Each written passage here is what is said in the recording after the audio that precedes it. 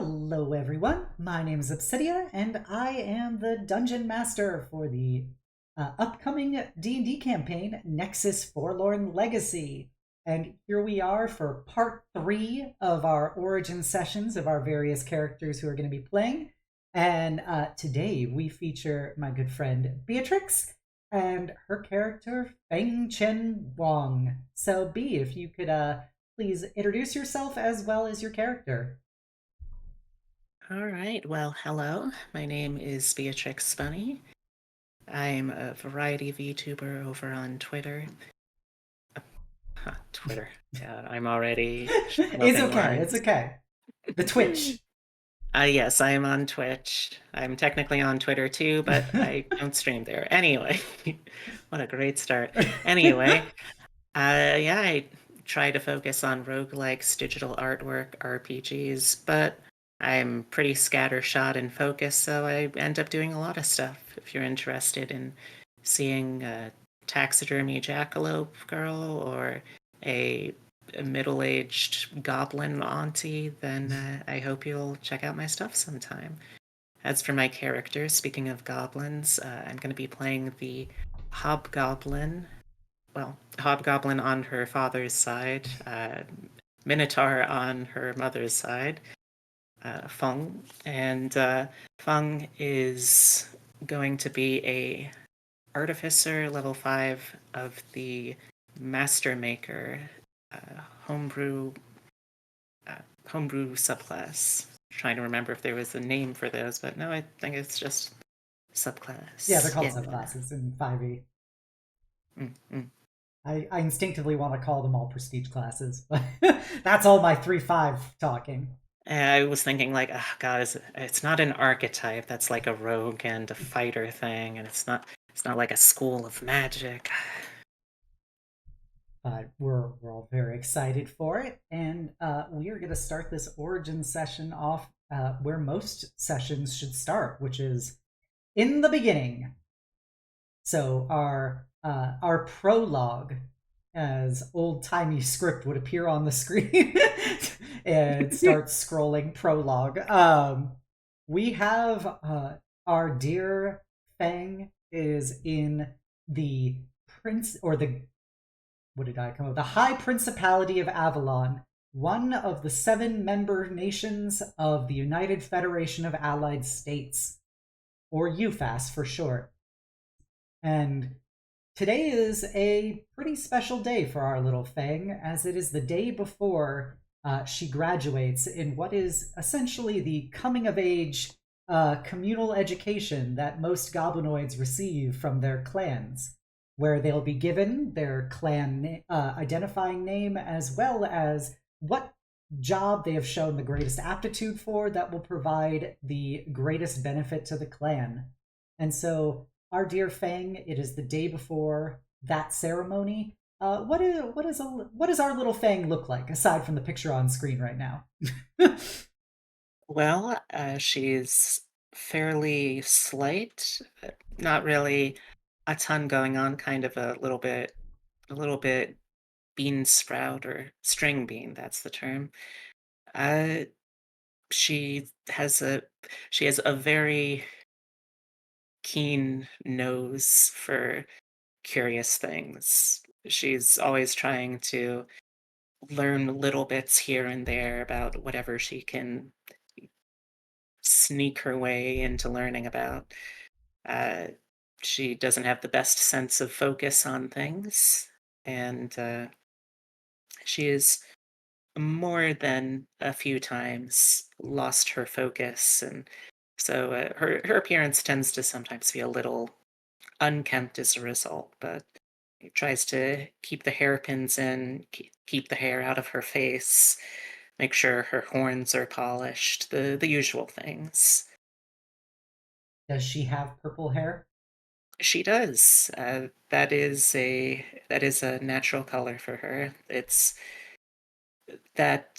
sort of the anime trope of this is a character that is clearly illustrated with an unnatural hair color that we are meant to read as like blackish purple in this case. Well, thankfully, since this is a fantasy world where she's already green, it's not as Very exceptionally true. anime as it could be. um, She but also does have, in addition to the horns, just a stubby little cow tail. That oh, is the other feature most prominently from her mother's genetics. just a little tail. Just a little one.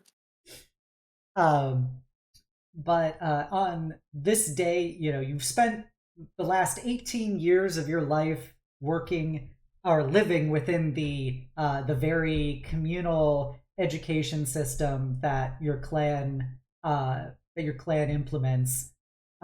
Basically, goblinoids really take the it takes a village philosophy for children, where they are shortly after they are capable of being separated from their parents, they're provided to the clan for education and rearing, still able to see their parents. It's not like the parents Mm, are out of mm. their lives, but the idea is that they are fundamentally property of the clan for all intents and purposes, as they are assets to the greater family unit that the clan consists of. So, you've spent much of your life basically living in like one big apartment building with probably hundreds of other goblinoids of various types, and receiving all kinds of education across dozens of different disciplines, styles, everything, from limited combat to gauging of arcade or divine magics, gauging of potential subterfugeous skills like a rogue kind of thing, and ultimately just trying to figure out what you have the greatest aptitude for, and how it can be put to the greatest advantage of the family unit as a whole. So you've had opportunities, to go see your parents and to see other people in the community Mhm. throughout your life, but today is one of the first times outside of goblin high holidays that you just have a day off to do whatever you want. You do know that a clan official will be coming by your parents' residence later in the evening to talk to them about uh, your graduation. But until then, is there anything you'd want to do in our little Fangy? Gosh. Well, I think that she definitely wants to make sure that she feels fully presentable. Uh, she has the outfit that she's set aside for, okay, I need to feel appropriately grown up and put together for whatever I'm doing today. So this is the outfit I'm wearing. And unfortunately, because she tends to need to feel confident and put together often these days, that's needed to go through the wash a few more times than the average clothing. And she's probably spending a little bit of the time mending it up. It's pretty simple. A tight fit, sleeveless, well, I guess more cut off sleeves than sleeveless. They go to the shoulder and then go down the arm a little bit. And very, very open, balloony kind of trouser legs that she goes with that. And then just, simple flat shoes, something comfortable that she can not have to focus too much on. My feet are my feet are not where they should be. This is gonna throw me off my entire day.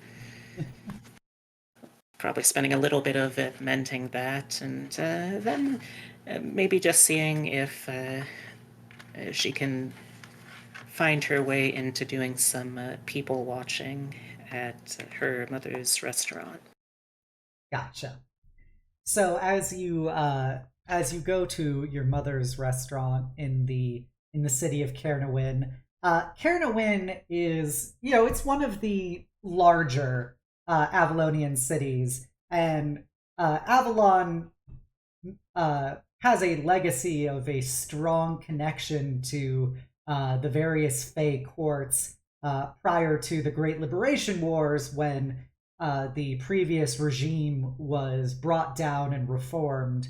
But the legacy of that centuries really of essentially fey weebs, a feyaboo, has continued to have a lasting impression on the city's architecture and styling. So if you have very much like Nimona, the movie, is like night cyberpunk chic, Mm.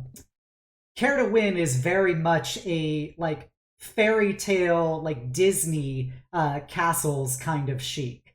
Like you'll have skyscrapers, but they have these very kind of fantasy castle battlements and stuff that are also a part of the infrastructure of it, as well as buildings tend to have these somewhat fantastical like roofing designs and everything, and even street lamps are very much styled as, even if they're electric powered, to look like they are like a fairy inside of like a lantern.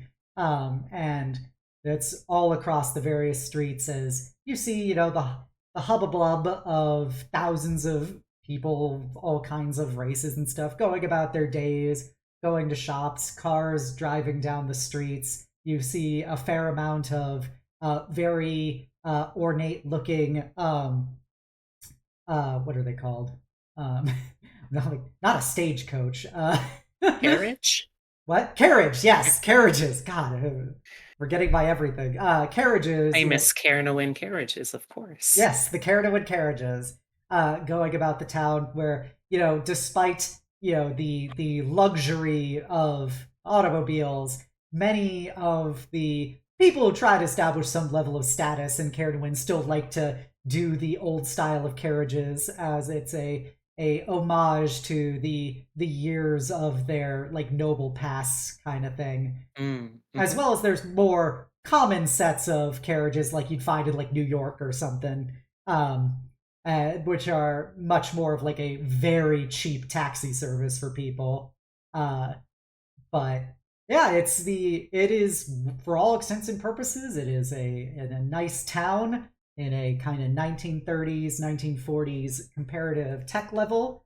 And as you sit inside your mother's restaurant, the Wayside Hearth, you can look out the window as you see that there is a newspaper hawker, yelling about various. How old is Fang by the start of the campaign, by the way? This just helps me gauge the timeline. Oh She's gosh. 18 right now, and we know other things that will happen to her that are probably at least 4 years. Hmm. I let's see. I imagine this is probably at least a good 5 or 6 years Okay. prior. Okay.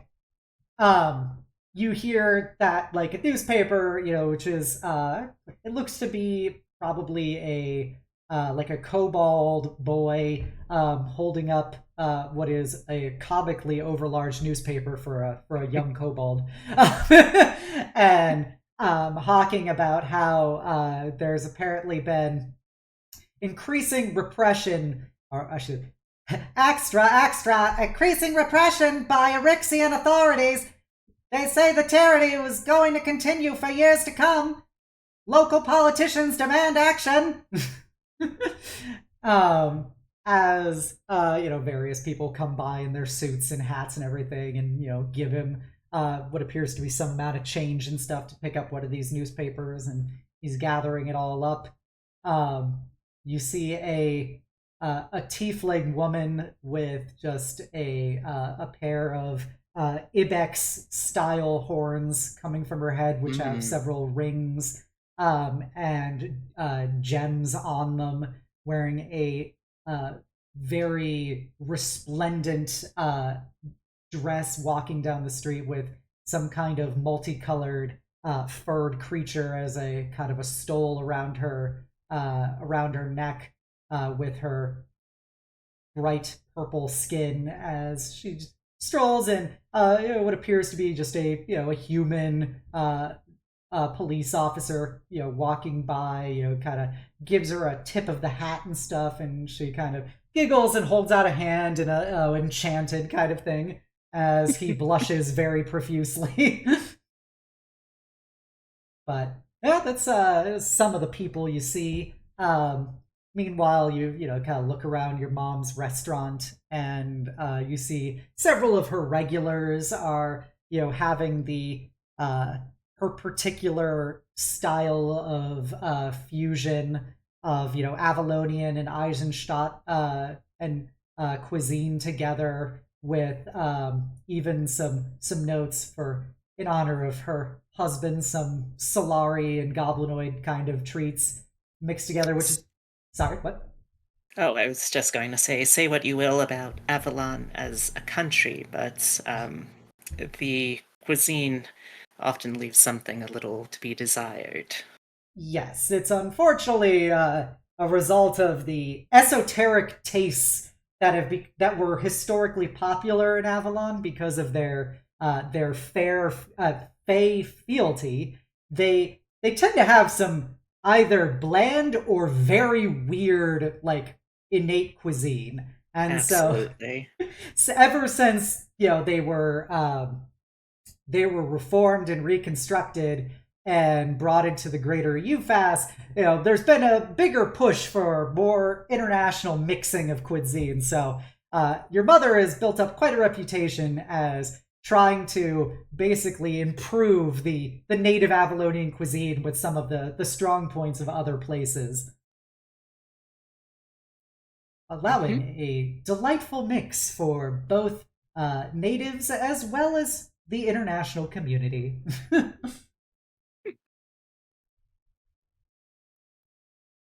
But yeah, it's some of the stuff you see is you kind of just chill it out in your mom's restaurant. Um, the time goes by. Uh, you see, behind the counter is one of your mother's employees, Ian.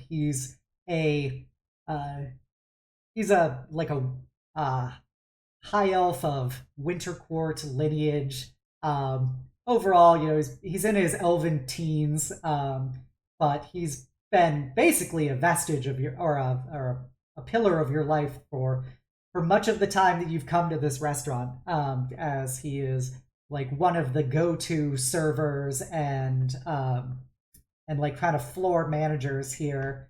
He's got just that long, wispy white hair and bright blue cat's eyes, or bright blue eyes that are are evident of his Winterfey ancestry. As he calls people up, and then you see behind him the just towering form of your mother, who is I believe, a 9 foot tall Minotaur woman. Yes, the player's guide would have you believe that minotaurs, despite being large in their enemy NPC block, are only medium-sized, but I say that's coward's talk. Exactly. And if you want to describe how your mother looks. Let's see. She is obviously very tall. She has not a particularly curvy build. She's like very modest in the overall silhouette department, other than the fact that having to deal with a lot of heavy ingredients, she has developed her back and arm muscles quite significantly. So she is comfortably carrying around barrels most of the time. I think the hair is largely kept in sort of a about chin length bob. It's styled to have the auburn hair very specifically, very meticulously covering off to a side part for the bangs. And she's, of course, got a much larger set of a much larger set of horns that she keeps in pristine condition. She has to make sure that they get polished regularly, and sometimes she'll color the tips to match nails or hoof paint, essentially. The idea of hoof paint is incredibly cute to me. Yeah, I mean, you can't just use nail polish for hooves. Yeah. The real question is, do you paint the whole hoof, or do you just do like the tip? Just the tip, if you will. I will, and I believe that you would probably go at least along the rim, but it's similar to how there's so many different styles of nail art. Some people only use a small part of the nail, some people just add things onto it. You've got a lot of variety options there. Gotcha. You can always know when your mother is up and about doing things in the back because you hear the very heavy, click clack of her hooves against the tiles and floors of the back as she moves throughout the kitchen and telling various kitchen staff to do various tasks and supervising them closely as she does so. But she's busy cooking. Do you have a particular favorite cuisine? Oh gosh. Not to put I you on the spot for this made up fantasy food, but I think that she is particularly fond of I think it's called something like the parent and child's meal. That's roughly what the name translates to, but it's a fowl and then egg from that fowl focused meal, basically. Definitely the kind of person that if the eggs haven't been seasoning and marinated for at least 12 to 24 hours, are you even making eggs properly? Very, very particular about her eggs. And then I'll probably go with a nice, like, buckwheat kind of a noodle base, something that won't be too sticky, but will be sticky enough that you can get a nice swirl going on the fork or whatever you're eating it with. excellent. I remember the parent and child meal from Deadlands. um, but yeah, so she will, she puts one out, and Ian will come over and put it down in front of you, and be like, "Hey, Fang, good to see you around here. Your mother says that you need to eat, and you're looking too thin." I think Fang jumps a little bit in her seat because she's so often so quiet and so static when she's people watching. She forgets that people can still notice, yes, she is in fact there, and she is not like a piece of furniture or part of the scenery. Oh, uh, right. Of course. I hope that today is going well. It looks a little bit busy. I hope you're not being overwhelmed, especially with my mother. Oh, things are going pretty well, all things considered. But your mother said that she was going to take an early day off today. And the only thing that's been keeping her around was Brian apparently missed the marination timeline by a few hours, and in response, she told him to go home for the day, and has subsequently taken it over for herself. And well, as he kind of demurely looks to the back as your mother is clapping along in the back, basically, you hear in somewhat, just hushed, like, quick uh, responses to some of the people back there as she's clearly taking charge of various things that do not seem to be adequately completed to her satisfaction. Yes, And chef. Of she, course, chef. Right away, chef. yeah, but she does seem to be in a good mood overall, and I hear tomorrow's your big day. Uh, yes, I'm still a little bit nervous about that, if I'm being truthful. I'm not entirely sure I've prepared, but I can't really study for something like this, I think. Or maybe I just haven't tried looking in the right places. Perhaps there's a study guide somewhere. You're talking to the wrong person if you wanted answers about that. Tragically, you know, I may have a bit of familiarity with your community, but the intricacies of such things are a bit beyond me. Oh, I wouldn't worry too much about that, if I'm being completely honest. They're a little beyond me as well. I know it's got to be great for you, dear. You know, your mother is always talked fondly of you, and whenever your father comes by, he also does as well. And how hard could it be? It's just the one more day in the rest of your life. Mm, that's that is a way to put it. Yes. I I just I have no idea how my life is going to change after tomorrow. All I know is that it will be completely reshaping my understanding of my place in the entire clan. And I have no idea. I I don't really know what exactly I'm good at, if I'm being truthful. I do a lot of things, but I don't know if any of them are really good.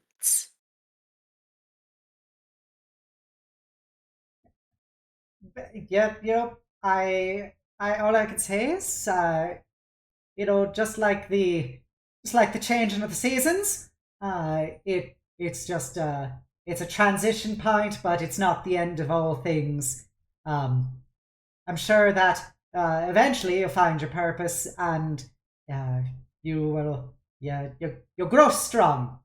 Um, I I I know that, you know, if your mother and father are anything to go off of, you're gonna be great at whatever you do. I'll certainly try. Ian, you hear from the kitchen. Yeah, yeah, yes, Miss King. As he like darts off. At this point, she probably remembers that there is food there and that she is supposed to be feeling hungry right now, and I should take care of that. Yes, and as you eat, it's you could say it's just like Mom used to make.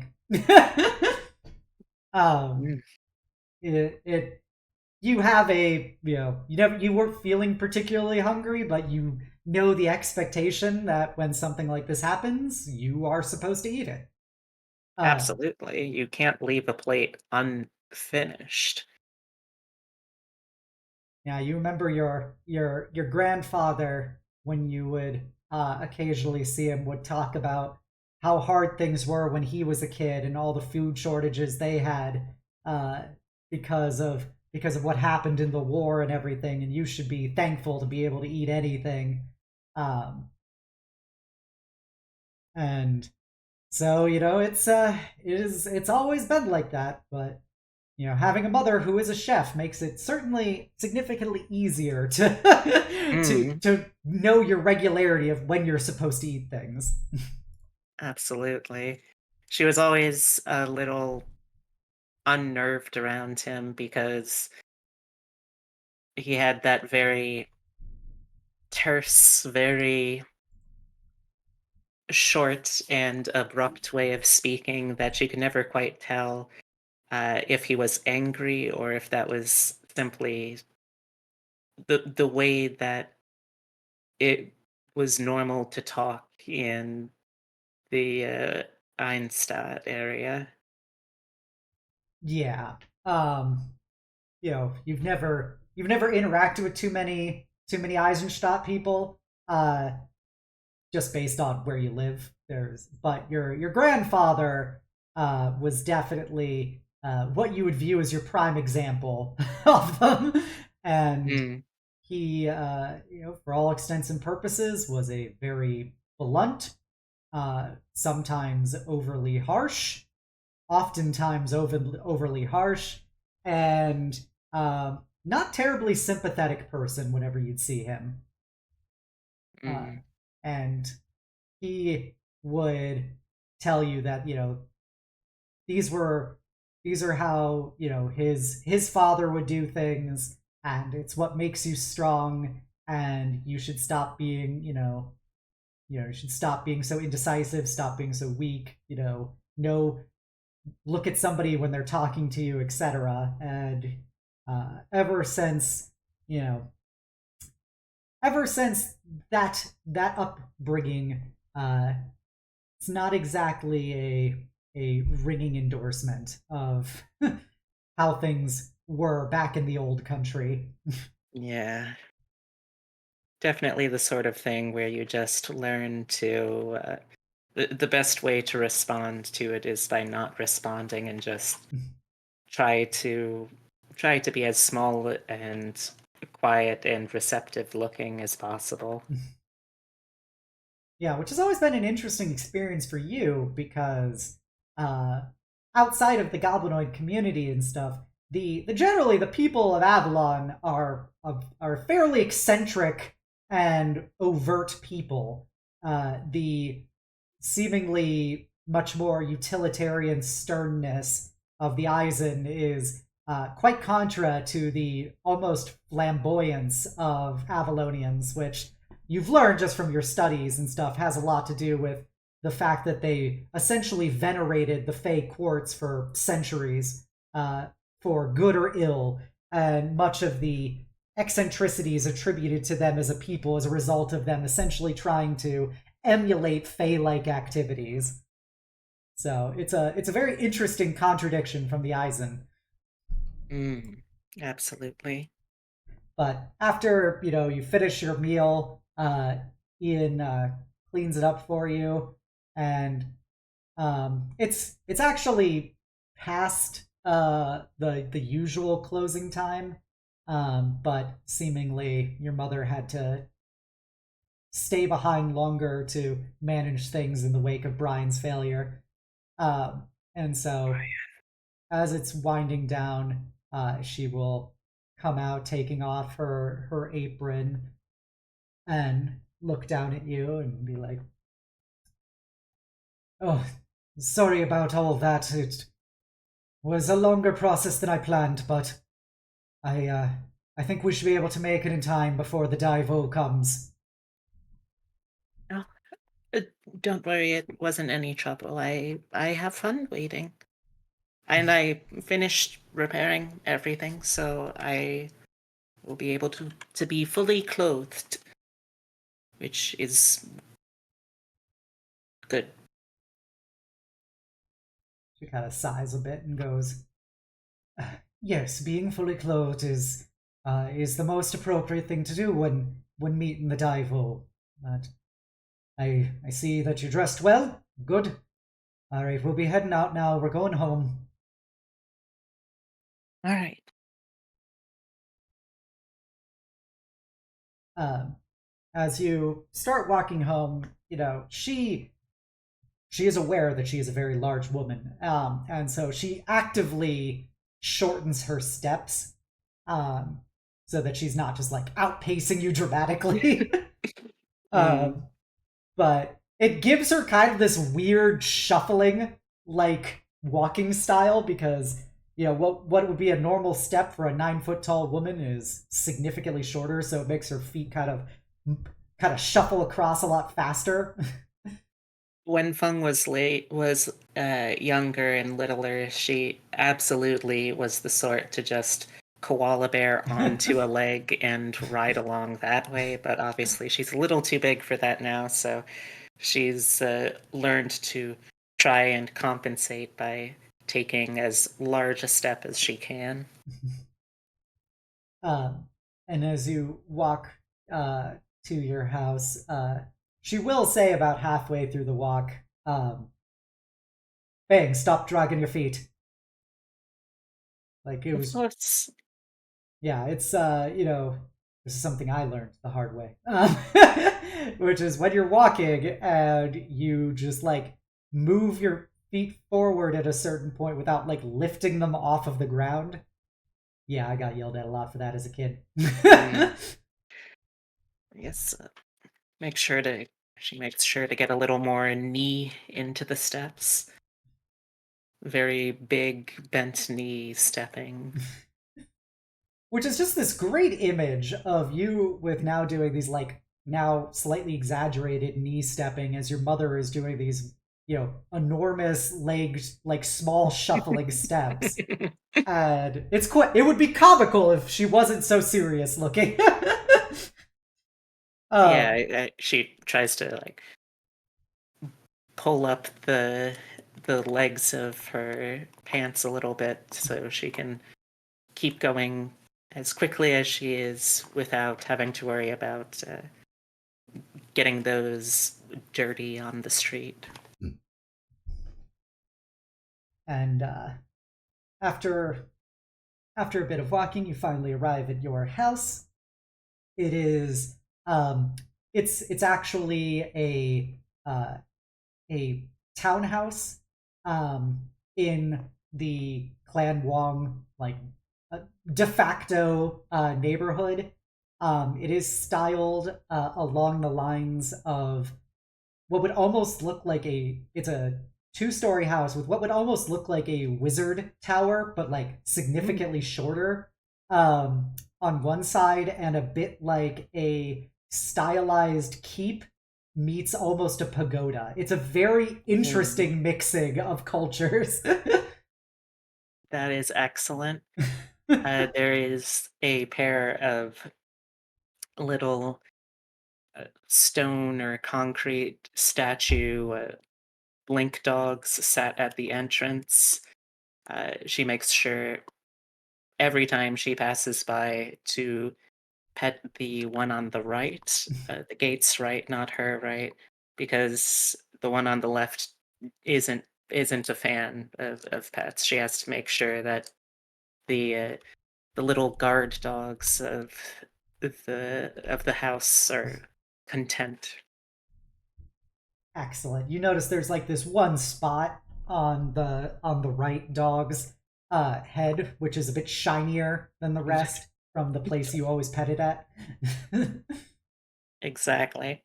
And um, a lot of homes that are actually like homes instead of apartment buildings have similar things in front of them as protective gargoyles, essentially, that asking the various fey spirits to guard the home and family. Um, you'll even occasionally see ones that have what is essentially like displacer beasts in front of them in statues, which aren't super common, but they're the various people that generally trace their lineage from the void courts of the Raven Queen, do it as their own little cultural spin on the particular Avalonian aesthetic. I imagine there's also like the very wealthy old part of town where you have some people whose guard statues out front are like actually petrified trolls that just stayed out in the sun too long. Yeah, the wealth to eccentric house decoration spectrum is quite uh, dazzling when you get to Mm, the more like high end noble areas, or the economic bourgeoisie that have kind of moved in after the original high houses were largely torn down following the Great Liberation War 50 years ago, um, on account of all the war crimes they committed. yeah, yeah. She's heard a lot about war crimes growing up, perhaps more than the average preteen should. But that kind of goes with the territory of having a history and economics focused professor for a father.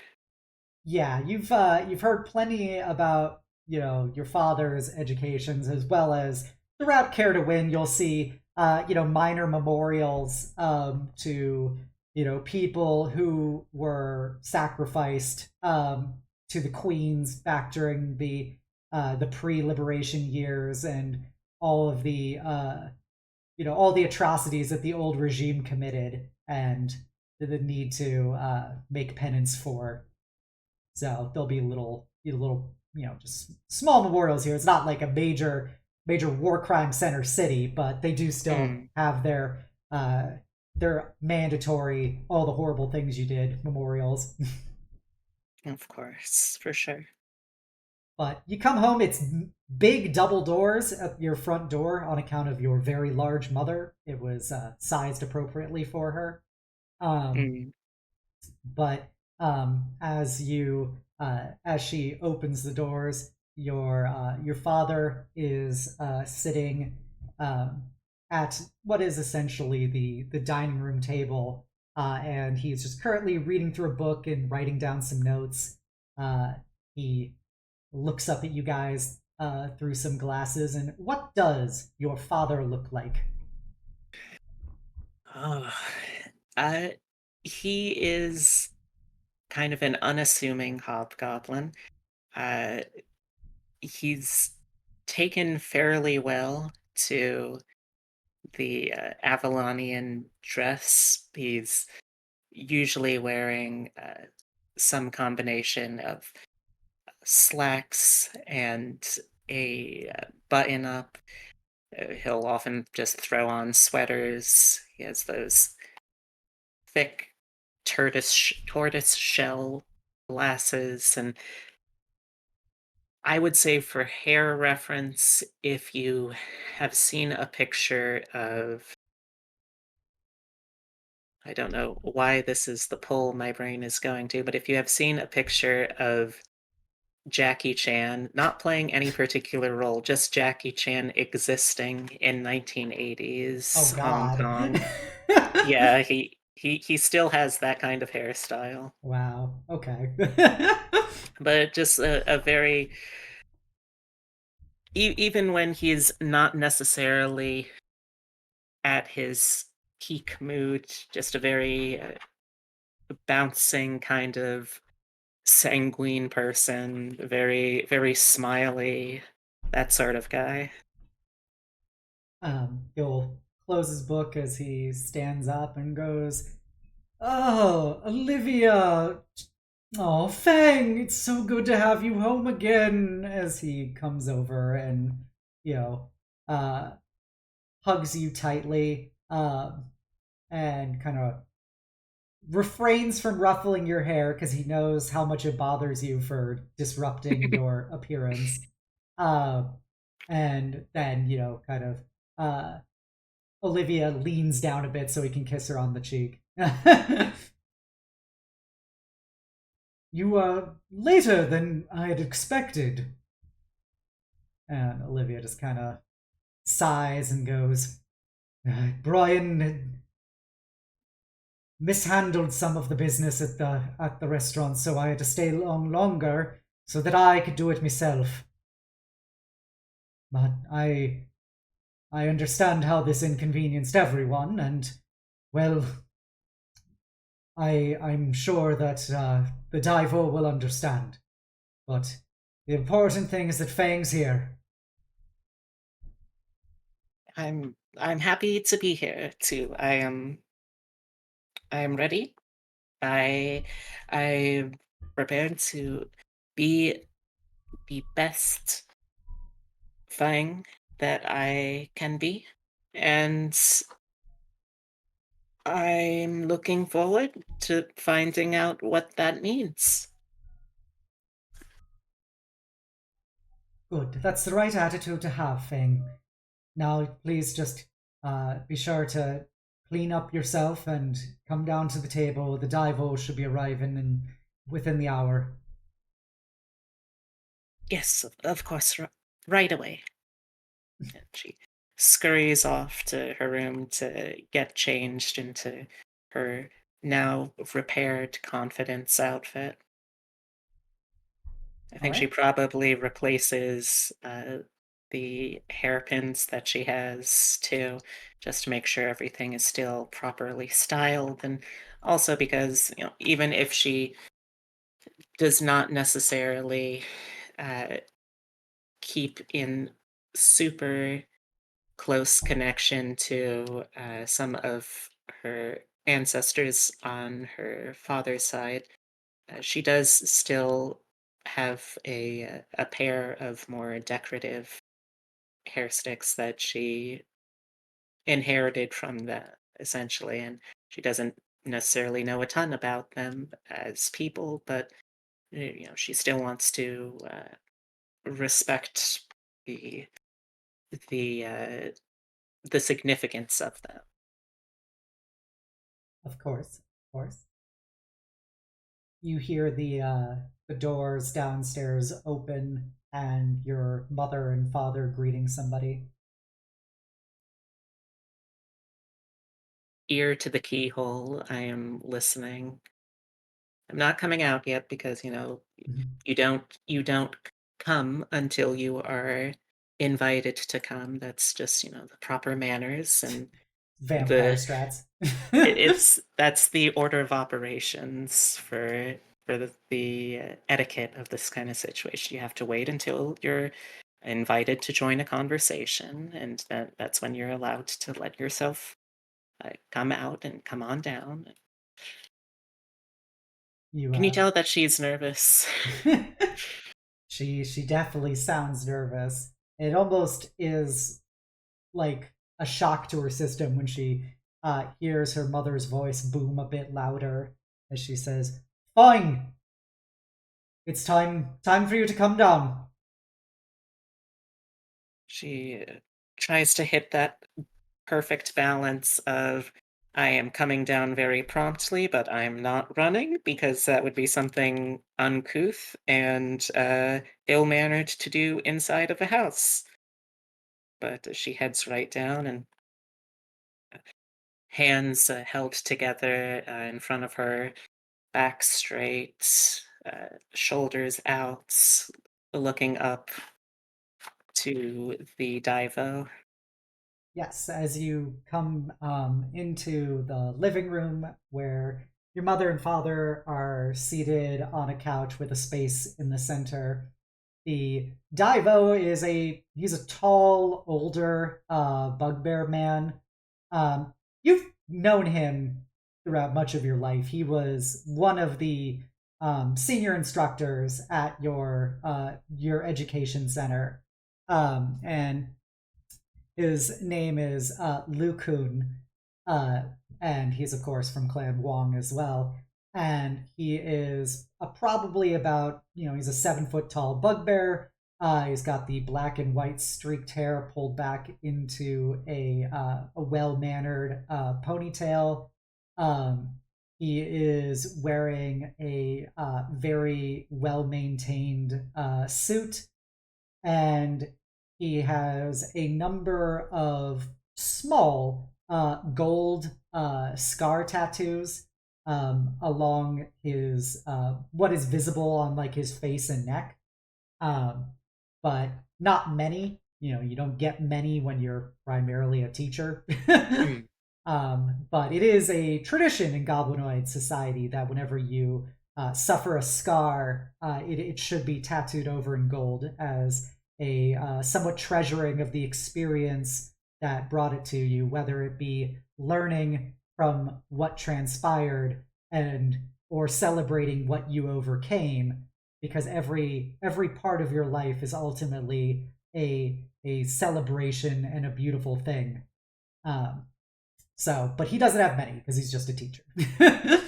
It's an Well, I old mean, tradition dating back to when I much more know some warlike. teachers who have worked in very dangerous groups of children. I would understand. Yeah. Um, and he kind of smiles and nods over a cup of coffee as he looks up at you and kind of nods to you and gestures for you to sit between your parents. I do so. Excellent. I'm so happy to be able to see you along with your parents on this momentous day. Uh, I would gather all of you here today because I wanted to inform you about what to expect tomorrow and the days after for young Feng. Uh, we have chosen that her clan identifier will be continuing the name of her father, so she will be known as Feng-chen, and uh, she has shown a great aptitude for all things academics, but with a special emphasis on mechanics and machinery. We have talked it over with the Diane as well as other members of the clan leadership, and it's been determined that she would be an excellent candidate to attend the university. And so we will be, of course, leveraging your influence, Chen, as well as what we have already been doing in the city to ensure that she receives her position and can be guaranteed to secure a degree in engineering. We believe that following her graduation, she will be an excellent asset in Clan Wong's expansion into the automotive industry. We've already seen that she will be receiving a position with the Emerald King Motor Company as one of their junior engineers, but it should provide an excellent basis to expand Clan Wong's role within the company. We also believe that this will be an opportunity to help refine some of the weak points in Fang's overall interactions with others. She seems to have some difficulty in some of the more social minded requirements of clan life as well as professional life, and hopefully the exposure to others at the university will be able to correct these. And you see, Shuen Chen is super excited right now. He's like, "Oh, you hear that, Feng? You're going to my university. Oh, I can't wait to see you there. You're going to have such a great time." I, I'm I'm very excited. This is quite an honor. I will do my best to make sure that I excel wherever I need to, and I will definitely work on my social skills internally. She kind of knows what that means. She's not entirely sure what exactly it is that she knows she has general difficulty, but like what? Okay, that's all right. That's for later. Later, Fang can figure out what exactly they were talking about here. Um, But Olivia will kind of hug you, hug you with her big strong arms as she kind of squeezes you close and goes, "Oh, I'm so proud of you, Fang. Oh, you're going to do such great things. It's going to be such great things for the family and for the clan. I always knew you could do great things once you put your mind to it." I'm I am um I'm honored. I don't know what to say. Um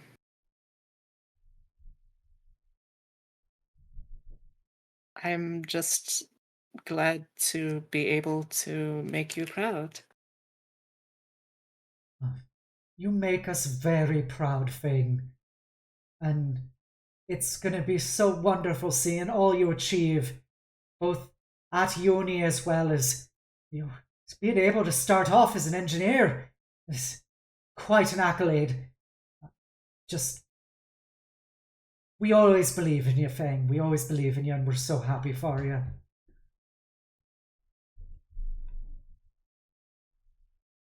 I think that Feng Feng doesn't have a lot of things that she is 100% certain of, but I think that she's trying not to overanalyze things right now, to just try and ride this out, let it something that feels good stay just being something that feels good.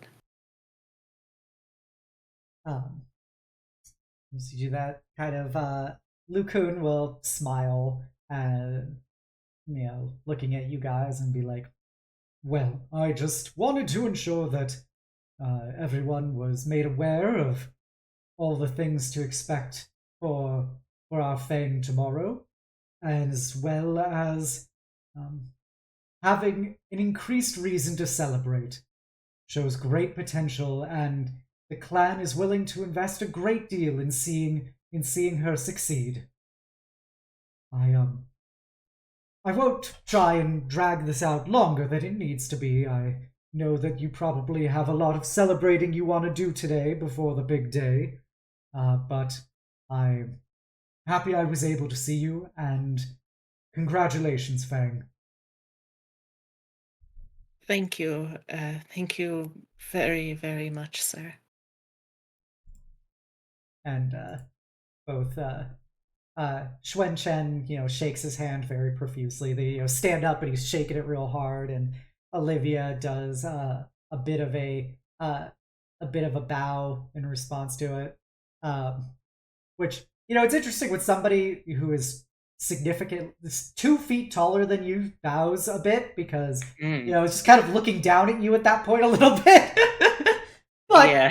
it's to be expected. Goblinoid society doesn't take it too personally, considering the vast majority of Goblinoid society is made up of literal goblins. So the height differentials are just kind of something you just roll with. And I imagine like not hobgoblins, bugbears are relatively pretty big themselves too. Oh yeah, they're So, generally about 7 feet tall. mm. They're the largest versions of most goblinoids. Um, with that, he'll kind of smile and say, thank you for having me, and well, I will see you all tomorrow, as he departs. I think that she's processing a lot of things mentally, so she doesn't want to ruin too much by saying more than she's had time to think about. So she just quietly bows and sees him off that way instead. All right, and with that, he departs for the night. Your parents continue to you know, celebrate and praise. They bring out a cake. Don't tell Aurora. um, and it's just a wonderful night as the evening fades. And is there anything else you want to do before it concludes? Oh, um,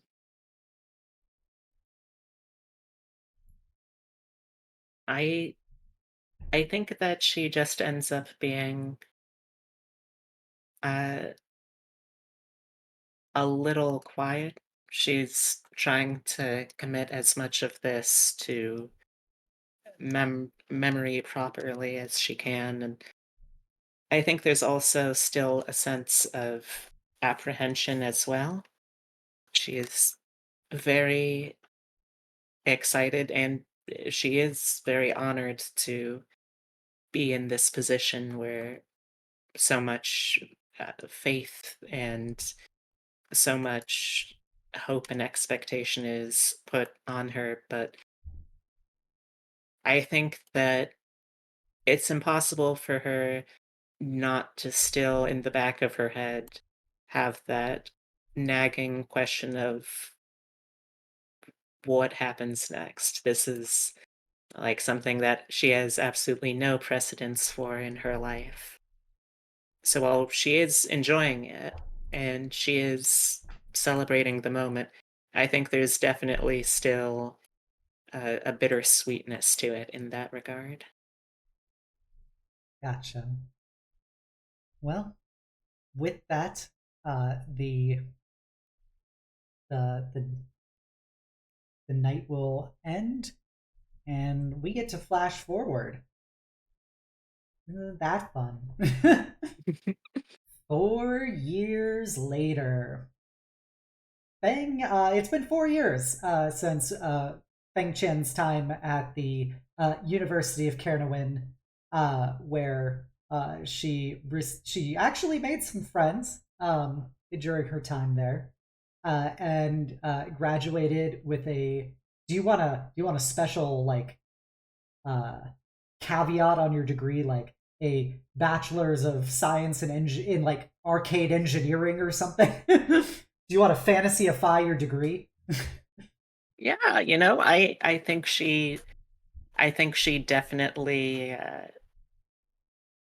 definitely threw herself into studying as just, oh, I have the ability to just study things for the sake of studying things, like Mhm. uh, as long as she's covering the requirements for her major, she's able to just try things, which I think as a goblinoid child grows up is something that just like gets an increasingly rare opportunity to be able to just do things to see how well you do at them and not have it have to be your the entire focal point. Yeah, so despite the fact that you still had to do your general education classes, which are very familiar from like what it was like growing up in your communal education, as they were Mm, constantly putting you through various tests and things to see just what you had aptitude for. These are like that, but like there's no real pressure for it. They're just things you do, and you could try them without like you could do really well in history without it being determined that you're going to be a historian for the rest of your life. exactly. Yeah, she's definitely tried some things just to try them. Uh, she ended up doing some tech work for some of the performing arts courses. That was fun. She ended up working a little bit with textile engineering and design. She's tried to just broaden the horizons as much as she can. Gotcha. Well, it was sounds like it was a pretty positive experience overall. Um, Oh, for sure. Now you have your degree in hand. You graduated, and it's time for you to start your job. You did the one advantage of the goblinoid style of careers is they assure that you are going to receive the job that they have said that you are going to receive. Mm, um, so it's a bit of a nicety when you were talking to other people in college who didn't know necessarily what they were going to do after graduation as they had to apply for things. You knew that since you achieved the grades and requirements you needed, that the clan was going to assure that you got that position with Emerald King Motors. exactly. Like it's there's a certain joy that comes with not having to choose things for yourself, I think. Yeah. Um, and so, you arrive at the massive automobile plant. Um, from what you were kind of briefed on prior to starting, there is a small Clan Wong goblinoid workforce currently at the mine. I mean, not mine, at the plant.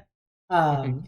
but it's been only for like the last, like 7 8 years that they've been like trying to start getting more of the workforce made up of clan Wong people, as the clan has identified it as a good potential expansion point for the clan for resources.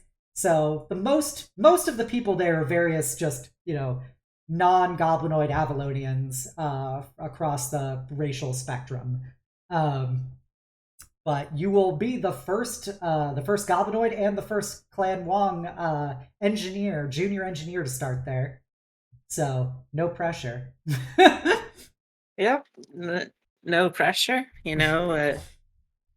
She's she's trying to come at this with whatever confidence she learned in her college years, and just she remembered hearing someone talking about faking it and until you make it.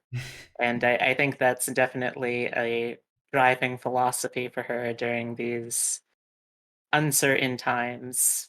Oh, not uncertain where she's going, but uncertain in how she's actually going to do any of that. Yep. Well, it's time for you to start faking it because you're about to start making it. As you come through into the plant, a secretary basically gets it flagged that you're the new junior engineer, and a halfling like a one of the halfling management people greets you and shakes your hand, and I'm not going to do the voice because it'll sound like a leprechaun if I give him an Irish accent while doing Understandable. a small high voice. Understandable. But he'll greet you, get your paperwork processed, talk about how excited they are to have you start here. They heard great things from your clan as well as from your college. So you'll be a junior engineer. Your job is to specifically starting out is to ensure that the any kind of improvements in the assembly line machine process happen. Mostly you're for supervising the fixing and modification of the actual equipment rather than anything related to the like cars themselves. So it's not like you're designing cars. You're basically just making sure that the power drills and stuff are working correctly and if possible improve on them. Right. Makes sense. The mechanization rather than the machine itself. Yeah. So, Okay. as you get into the groove, get your credentials sorted out, there's probably, it's a couple weeks of people just kind of showing you, what is your job essentially. You have a pretty good idea about how this stuff works just based on who you are. You get the gist of how the mechanization process occurs, and the simple corrections and stuff you can make along the way. Um, there is the surprise fact of most of the people you're dealing with, i.e., are both non-goblinoids as well as obviously not college educated like you. Most of the people who work in the plant itself are basically they're blue collar workers and stuff. Um, and the automotive industry is fairly new in Caernarvon. So this is a probably only in the last 10 years or so has Emerald King set up a plant here, as they're trying to get into the overall automotive market in the UFAS. But you go around. There's several, probably about 200 or so people working in various aspects of the assembly line and support staff, um, and uh, they seem to be very interested in you. Like as you do your job, people are like always catching glances at you and looking at you. Um, Seems there's a bit of a novelty and a surprise around it.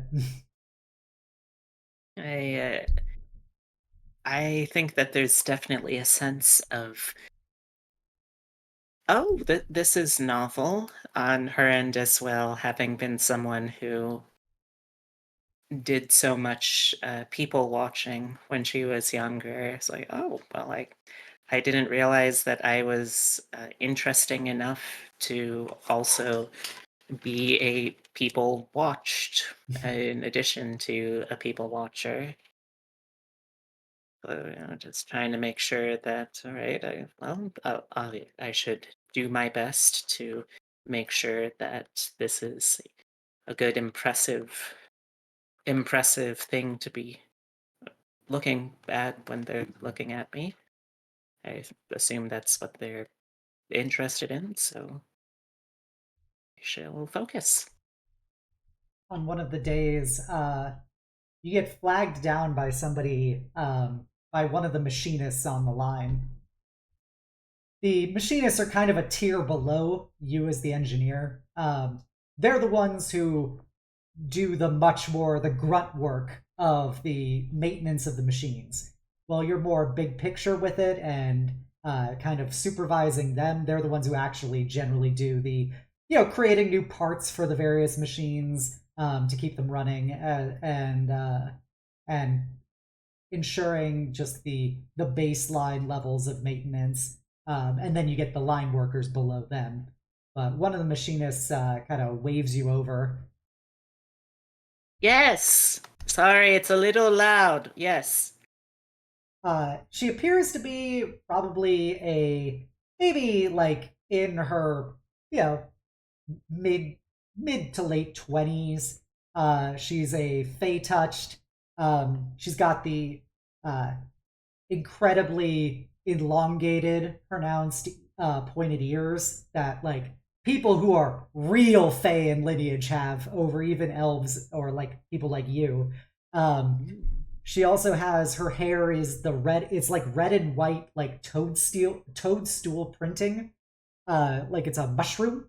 And she looks up at you, and she's got that same like red and white like dots, like freckles across her face, uh, almost matching her hair. And you notice a glitter on her teeth as she starts talking to you. And goes, engineer man, we're having a bit of an issue over with this machine. I was hoping perhaps you could see it in action. Maybe you'd be able to discern what's wrong with it.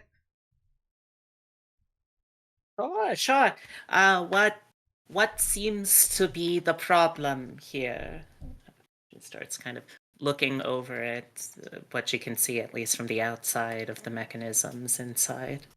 A Somebody pops out from behind the machine who is taking off one of the panels, and he appears to be a similarly aged Fey touch, except his hair is like this very intense sheened blue green color, almost like a beetle carapace. And he has the same elongated ears, but his eyebrows are long and pointed like a horned owl. And around his eyelashes appear to be small, multicolored flower petals. And both of them have the same green summer court lineage eyes looking at you as he pops up and goes, engineer ma'am, I was opening up the machine because it seems that for whatever reason the heat's been far too low in the welding, and so we're trying to determine what's causing the perhaps the cutoff in it. All right. Let me take a look here. Let's see. It looks like the reciprocal Nexite feed is a little jammed right now. I imagine if you shorten the intake valve here, gesturing with a little flashlight, if you are able to adjust it here to be a little shorter, it will help the fuel flow more freely, and that should keep the heat a little more consistent. Does that make sense? They both kind of look at it and kind of ah they kind of laugh to each other as the girl looks up at you and goes, I guess all that fancy college education really paid off. I never would have occurred to that. I was thinking it had something to do with the nozzleage. Oh, I don't know about fancy education. I just know some of the things that I see. And the male kind of takes out a wrench and starts like adjusting what you were explaining. Um, and you notice that he's not doing it quite the way that you told him when you were explaining it. He's not loosening it quite enough. Yes, you just may need to go a little bit further here. Just a tiny bit looser, and that should very nicely loosen it up. Oh, apologies, engineer ma'am. I thought I had it done correctly, but thank you for explaining it. Oh, you're welcome, of course. And the girl kind of looks at you up and down and goes, "You know, it's we haven't been properly introduced. I'm Mary, and this is Malcolm. He's my brother." Well, it is wonderful to meet you. My name is Feng Wong. Well, Feng-chen Wong. I suppose I should give my full name. Quite a mouthful. She kind of Oh, laughs. yes, it is a little much sometimes for people. I understand. Simply Feng or Wong, Miss Wong will do, although Miss Wong seems a little much, maybe. Regardless, it is wonderful to meet you, Michael. Malcolm, ma'am. Malcolm. I am terribly sorry. I was thinking of someone else. Malcolm, thank you. Right, no problem, engineer. I mean, Fang. I must say, you have a absolutely wonderful carapace. I hope that is within acceptable statements for me to be making. The two kind of look at each other, exchanging glances for a second before he looks back. Um, um, much appreciated, Fang. It's just how I was born. Kind of shrugs, like kind of doing this awkward smile. Well, yeah, you were born in a very aesthetically pleasing manner. My compliments to your genetic pool. He looks over at Mary and goes, "Did you hear that, Mary? Our whole genetic pool is being complimented. I have to say that we should be able to tell Mum that." And she kind of laughs and goes, "I don't know how good Ma and Dad would feel about being called a pool, but I am sure that they would take it in high regard." And they both just kind of laugh to each other. Fang doesn't totally know, so she goes, I am glad. I'm glad. Thank you.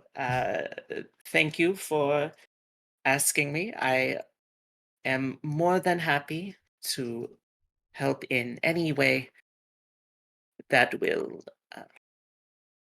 enable the best optimized performance of the plans. Feel free to contact me about any such issues. Uh, they nod, and when Mary smiles, you see that her teeth look like they're almost like quartz crystal. Like there is definitely they look like a mineral formation instead of actual teeth in her mouth. As she goes, well, of course, I mean, of course, Fang will tell you about anything that may come up to receive your peerless tutelage about the potential efficiency and courtesies we can do." Of course. Uh, Pardon my asking as well. Uh, are you receiving enough in the way of rock polish?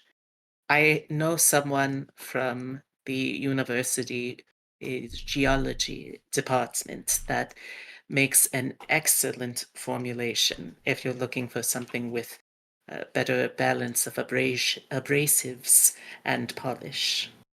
Kind of looks confused over at Malcolm and goes, "Uh, I Beg my pardon, Fang, but what would I be needing rock polish for? Uh, are are your teeth not quartz? She kind of goes like stone faced for a second, no pun intended. Before kind of putting on a bit of a forced smile, it goes, um, nothing. They're much like anybody else's teeth. They just look a bit different because of my lineage. That little pool that you are so enthusiastic for. Of course, my apologies if that was too forward of me.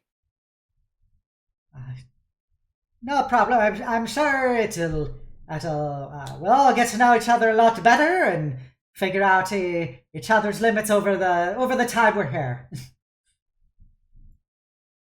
Splendid. That sounds absolutely wonderful. Well, I should continue my survey of the assembly line, but please let me know if there's any other way I can be of assistance. Uh, right, Mom. I mean, Fang. Right, Fang. We'll be sure to let you know. And Malcolm kind of gestures with the wrench off his head in kind of like a faux salute. She doesn't really know how to respond to that, so she just kind of does a little from the wrist salute of her own, and as she turns to continue her surveying, and she's got a little spring in her step. That went incredibly well. She barely stuttered at all, and she was showing very good observational skills. She was noticing things about them and making sure to show that she noticed things. All right. In the coming weeks, there's uh, what do you do as a wonderful engineer in the coming weeks? Now that you've got a bit more pep in your step, um, Mary and Malcolm as two of the machinists under you. What is your day to day work life like being now that you are getting more familiar with your job? Well, I think she's feeling much more at ease. I don't know if she's totally sold herself on, yes, this is something that I am very happy doing, as opposed to this is something that I'm very happy that it pleases people that I'm doing. But I think she's feeling a little more confident, enough so to suggest things that are perhaps a little more unorthodox in the system of the line. I, she's definitely, it's perhaps not necessarily all the most efficient, but she's trying to make sure that there's not a undue amount of stress put on the system. That way, like, even though it will throttle the production of the plant a little bit, it will maintain overall more consistent standards of safety for operation, making sure that it's something that is able to be more consistent, not just high performing, but if you destroy the equipment or let it overheat or overwork itself, then it's not going to be as good, perhaps in the long run. Or at the very least, they'll Yeah. have to inconvenience themselves slightly to buy new parts, and that will probably, I mean, every little bit counts, right? Yeah, as you've been Right. volunteering yourself for these various improvements and modifications, uh, even when the machinists and stuff haven't been, asking or requesting any information, it seems to be having at least some positive effect on the overall machinery. And every time you do it, the machinists always do it, and they always say, in kind of more deadpan way, thank you, Feng, for the guidance. um, and Of uh, course, I'm always happy to help. and after you'll occasionally see them talking to each other and looking up at you and stuff as you bounce around the plant doing your various jobs. She gives a small wave whenever she sees someone staring at her with a side eye. They generally will give you a very kind of reluctant, awkward wave back before. Usually they'll scatter at that point and go back to whatever their job is. But um, this goes on for a while longer. The days kind of bleed into each other as most professional work days do. When the halfling manager who first introduced you to the place kind of takes you aside and tells you that they've hired on another engineer to assist with the floor management. So give him a good welcome. Help show him the ropes. He's an Aura Kalmari dwarf, but comes highly recommended from one of their sister plants over in that country.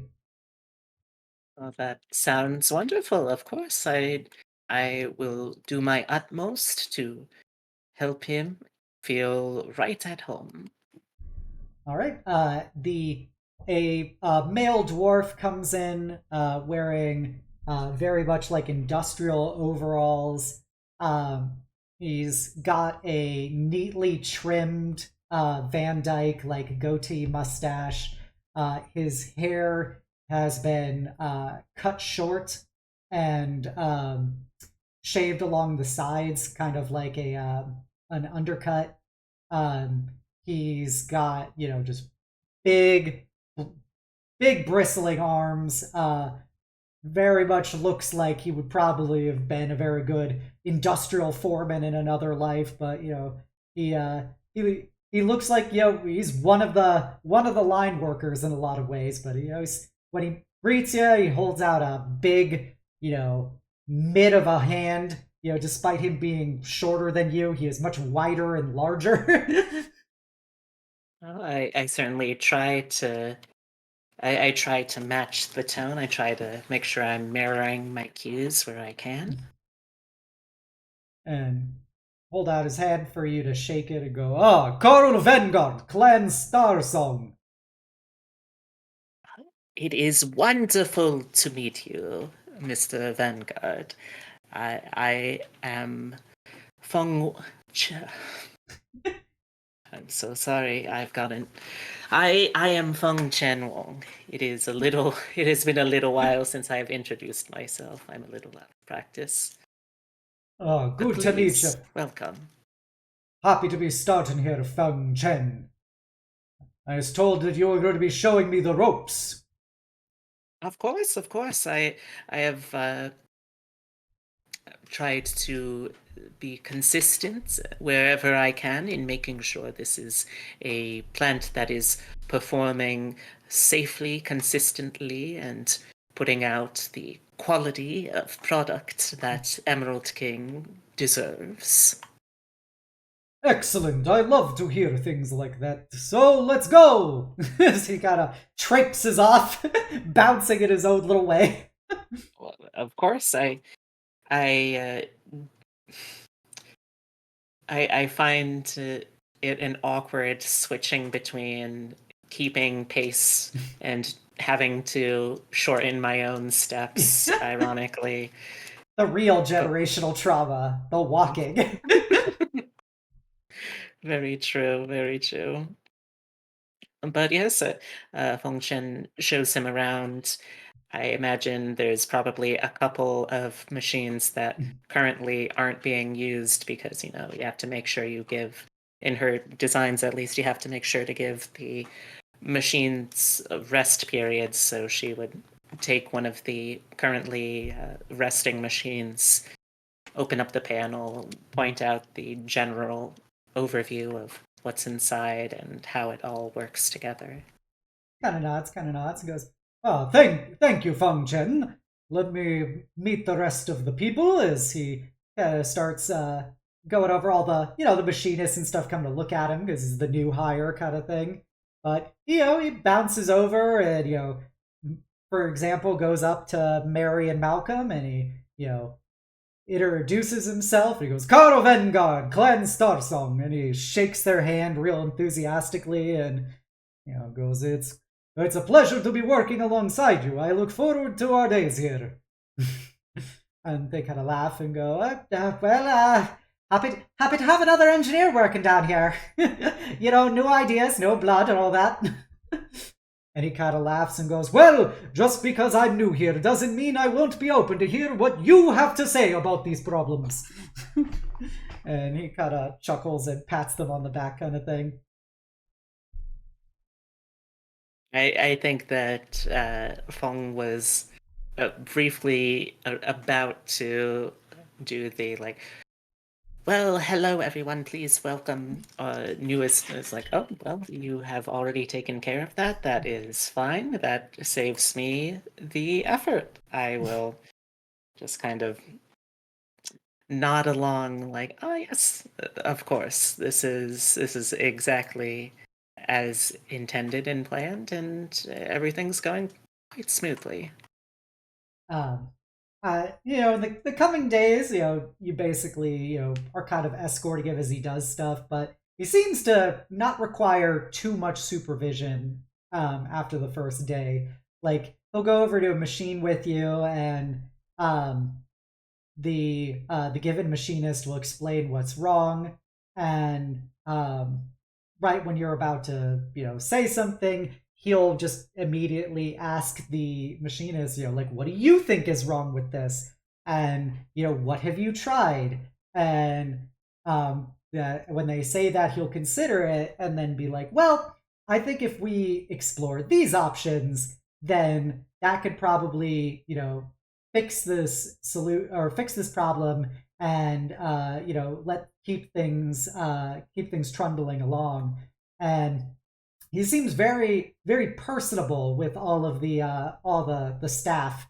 And you've had a couple times when you've analyzed what is a particular problem, and he'll look, stroking his beard very very contemplatively, and be like, "That is an interesting solution, Feng-chen, but I think perhaps we should try exploring what are the alternative ways of handling that based on what the machinist's experience with it is. They work with these on a regular basis. They probably know the ins and outs better than even we do." Oh, but I had not considered that, but you certainly make a very excellent point, Mr. Vanguard, and I suppose I need to learn a lot more myself.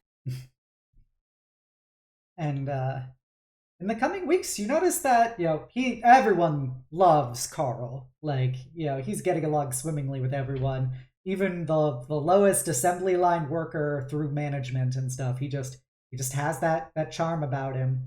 And as the weeks go on, like, less people come to you about any of the problems that they're experiencing.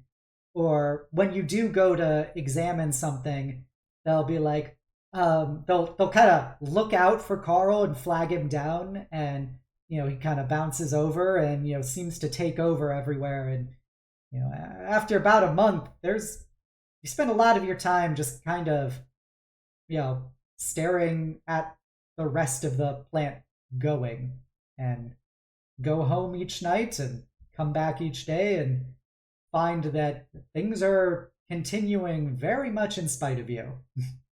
Hmm.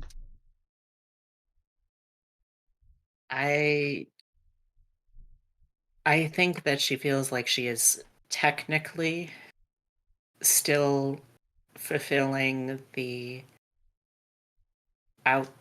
the outlook of the plan that the clan has laid out for her. Feng still feels like she is technically accomplishing that, and I think that it's only by technicality that is what makes it so so unsettling, so upsetting to her that she knows that she can do these things, and she understands that Carl is able to accomplish these things in very effective ways, and he's doing an excellent job. She cannot, nor would she really want to, hold that against him. He's a asset to the company. But there's certainly an element of, okay, what how is he doing these things in a way that I am not? What am I missing here? Like it feels like there's something that should be fairly obvious, and that's the worst kind of puzzle to her. It's like, I should know this. I'm better than this. I should have this figured out by now.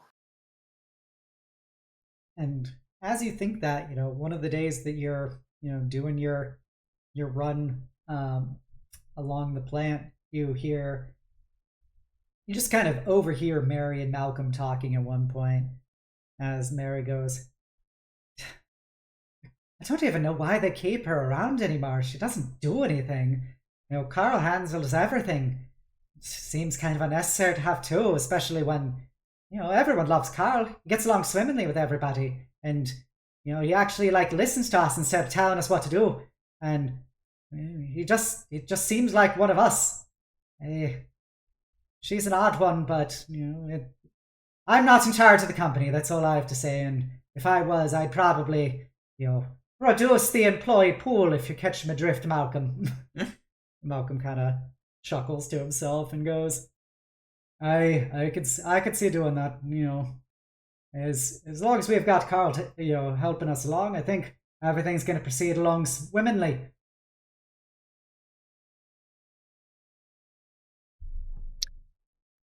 I think that Fang is at first just overhearing it casually, and then as it's going on, it kind of dawns on her that, wait a second, the only other person in that tier of position is me.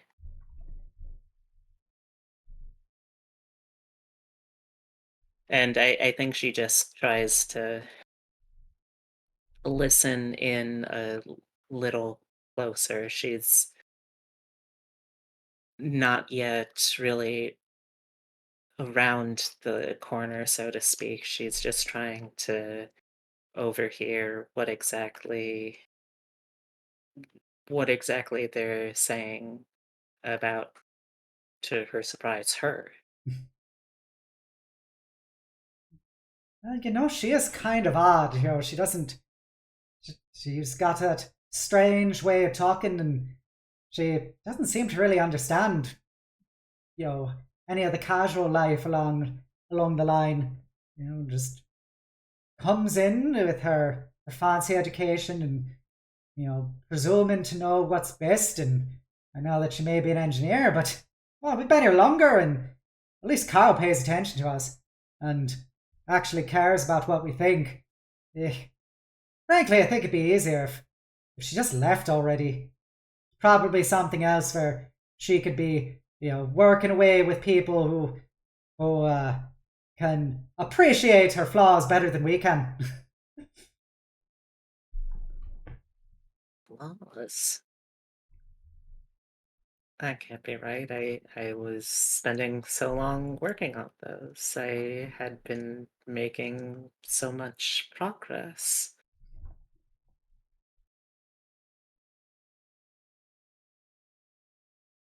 By the far, I remember she just I once asked her for something, and she spent all this time explaining so many things that had nothing to do with anything, and she just wouldn't stop, just dumping all this information on me. And I'm just like, I just want the damn machine to work faster. And it's astounding to me how no matter how many signals I dropped that I was done listening to her rant, but she just kept going and going. And of course she's an engineer, I can't say anything about to her. But you think she'd pick up on it already? The rest of the crew have been looking at her, trying to avoid her whenever she goes on her little patrols, but she still keeps coming by, and that's why we always try to find Carl, but Carl can't be everywhere at once, and unfortunately we're stuck with her too many times.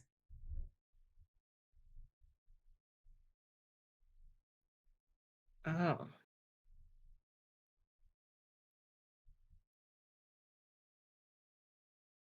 I gosh.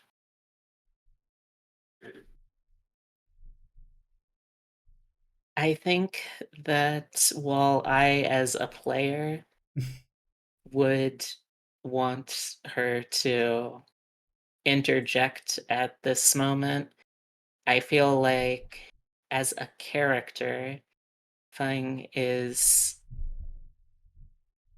at this point not going to be uh, willing to assert herself in that way. Okay. I think she's just kind of listening for a little while, and like as these things are being said, it's this experience of uh, I I thought I was being pretty clear. I if if this was really how people are feeling, they would have told me, right? I mean, how am I supposed to know unless people tell me how they're feeling? And just that sinking realization that nothing is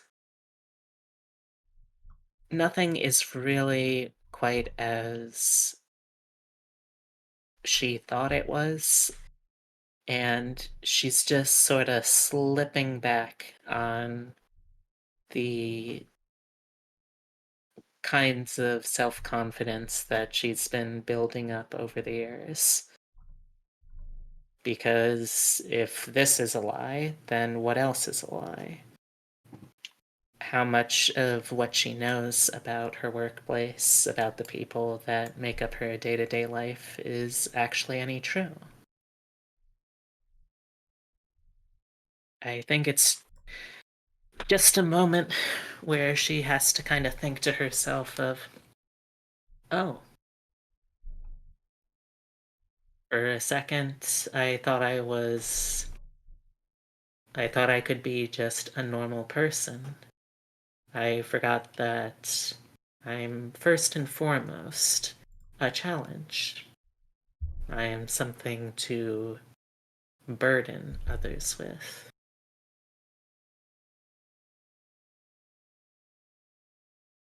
And I think she kind of goes off a little bit, just kind of fixating on that. Okay. Um, you get you do notice that from one of the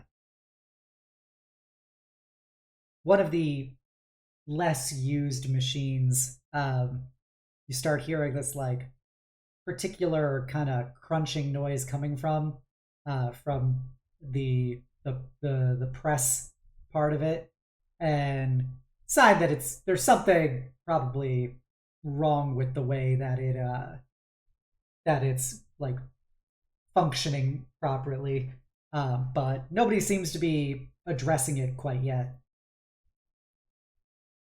Okay, well, it's this is a moment I think where she sees it as a bit of an opportunity to rebound a little bit.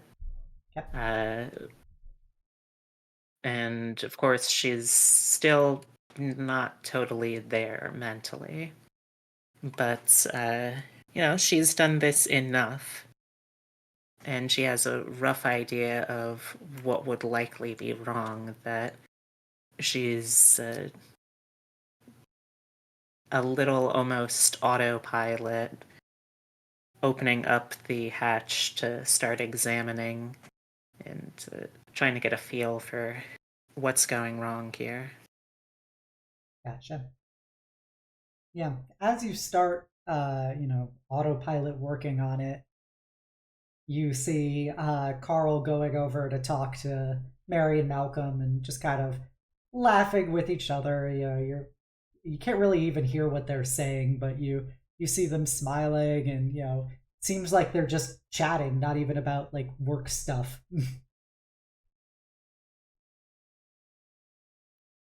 Right.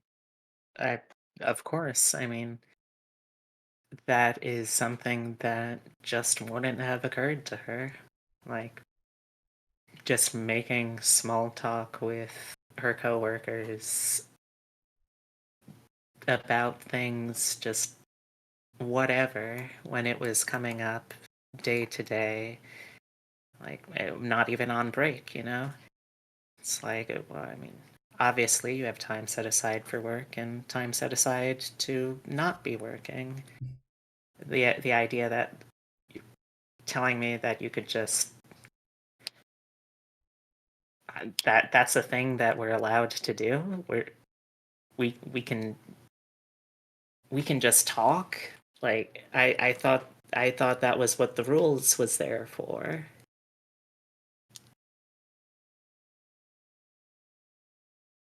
And as you think this, it's very faint to you as you're kind of holed up in your own mind. You hear the machine kind of whirring to life and start like grinding some more as Carl kind of pats Malcolm on the back and does like a little kind of like finger gun thing to Mary, and they all smile.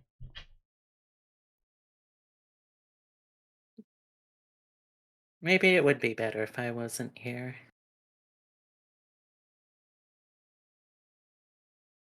And as you think that, you you just see your vision go red, but it's not like your vision is actually red. It's like something splashed across it, and you begin hearing the whirring sound. Sounds much more like a chunking wet like mechanical sound.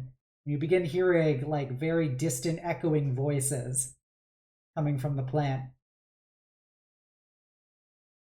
Huh. That that's weird. And you feel this like incredible like stinging dull birdy sensation on your left arm as the voices get louder and louder and are shouting and screaming. I I try and take a closer look, focus my attention back on the machine, since clearly there's something very alarming going on with this machine right now.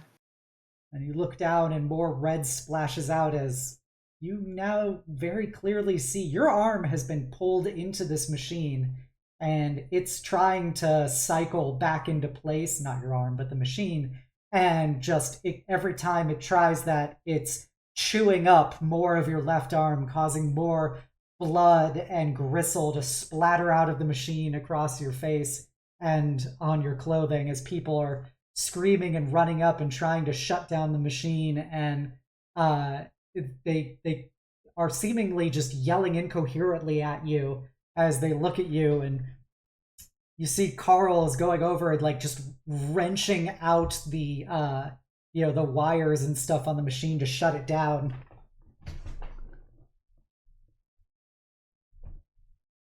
I I think Feng wonders for a moment, like, is this what it's like talking with me? Just you hear noise and don't understand anything? And as you think that, the machine finally shuts down and people are kind of trying to remove you from it. And as they do, you see just the mangled, chunky, bloody vestiges of your arm being pulled from it. And you literally see like several people just faint looking at it. And the world starts going, your vision starts going from red to black as it begins to fade out. I think the last things she's consciously thinking is, oh, this isn't good. My mother and father worked very hard making all of this for me, and look what I've done with it. With that, everything goes black. That is a series wrap for Feng. Thank you so much. Characters for done, out. Record scratch. I bet you're wondering how I got here. So next moment, the blackness begins to fade as you start blinking, and the world's very hazy around you, as it tries to regain focus. And as you look, you're in a fairly sterile looking like white room, and you hear some beeping noises, and it looks like you are in some kind of bed, like a perhaps a hospital bed, as the bright light is from several hanging, what are they called? Several hanging lamps in the room, and you see a hobgoblin man in a white coat talking to your mother and father in the room with you. I think that getting used to the light, I sort of wince at that and reflexively try to lift up my dominant hand to shade my eyes from that. As you attempt to lift it up, you feel the motion. It's very painful for you to move it, but it's also kind of dull and hazy. Probably you're on a lot of drugs right now. Mm. And as you look down, you see that every how far up your arm do you want it to be? I think that this is probably up to around mid bicep. Okay, so a lot of your arm. Yep. You look down at the heavily bandaged stump of your left arm at the mid bicep lifts up, and you feel, in that phantom fingery way, you feel like there's the rest of your hand there and it itches, but there is nothing looking back at you.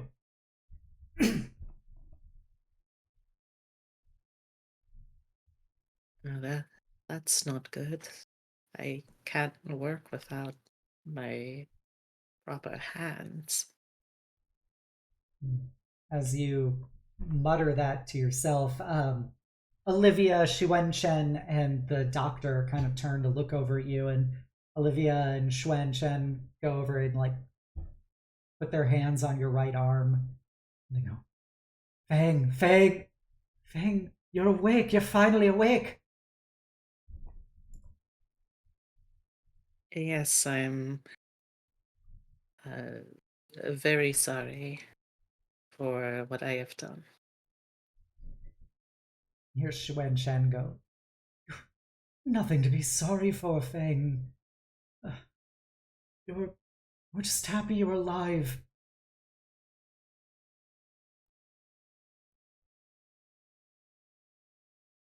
And are you?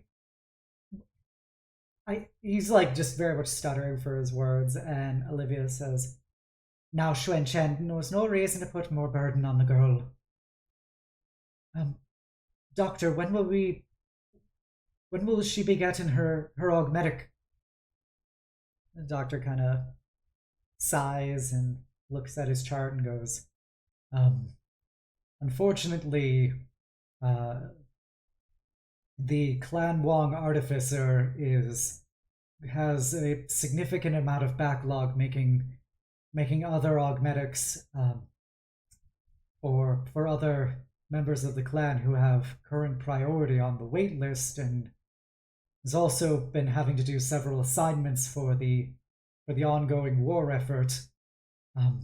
It's likely not going to be another year before he can actually attend to Feng-chen. And aside from that, I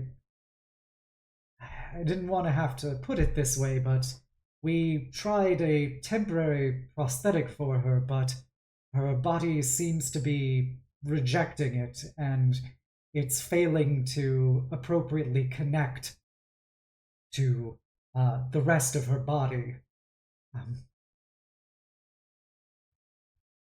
And, they both kind of look at him, just shocked, really.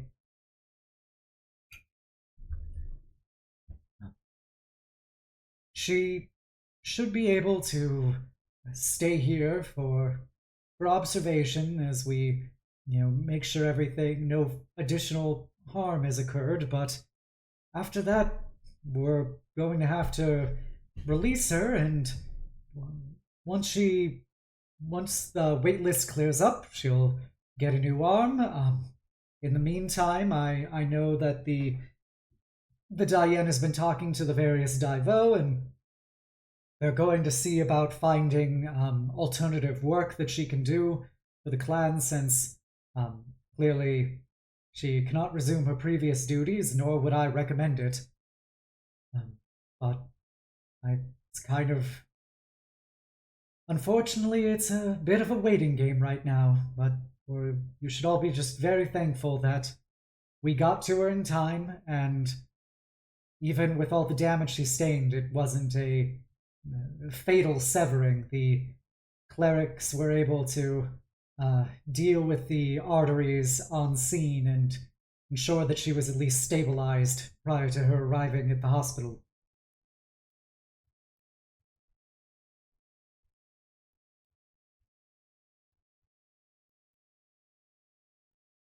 Your father starts tearing up a bit, and your mother just is very stoic in the wake of this. Goes, well, we're just happy you're still here, Feng.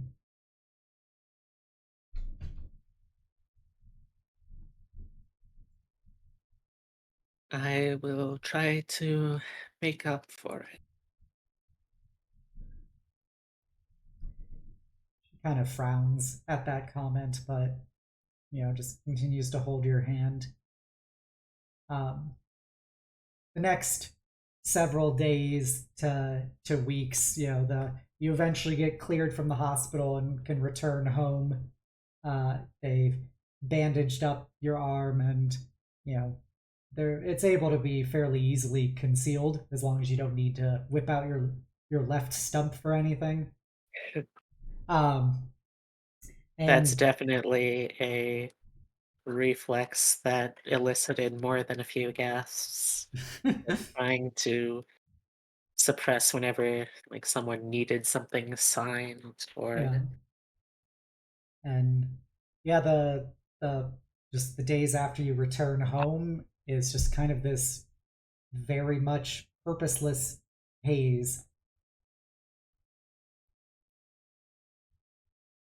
I think she spends a lot of the time trying to figure out, okay, how can I make this right? Because I can't go back to the job that I had. Not only would it probably not be great, and I wouldn't really be able to be great at it, they're also doing definitely much better without me. So what is the next step? How do I make sure that I stay useful? As as you continually opine about this, there's just you know it's hard. The clan is giving some time before they start sending Divo to do assessments on you to see if they can kind of find something else for you to do. Their previous one kind of got scrapped because not having an arm is it's more difficult to fall back on the secondary and tertiary things that you could have done when you had two Yeah. arms when they evaluated that. um, Yeah, she really fucked up. and um, after a while of this, your mother is going to sit you down and like, I I know it's been hard for you to acclimate coming back for this, Feng-chen.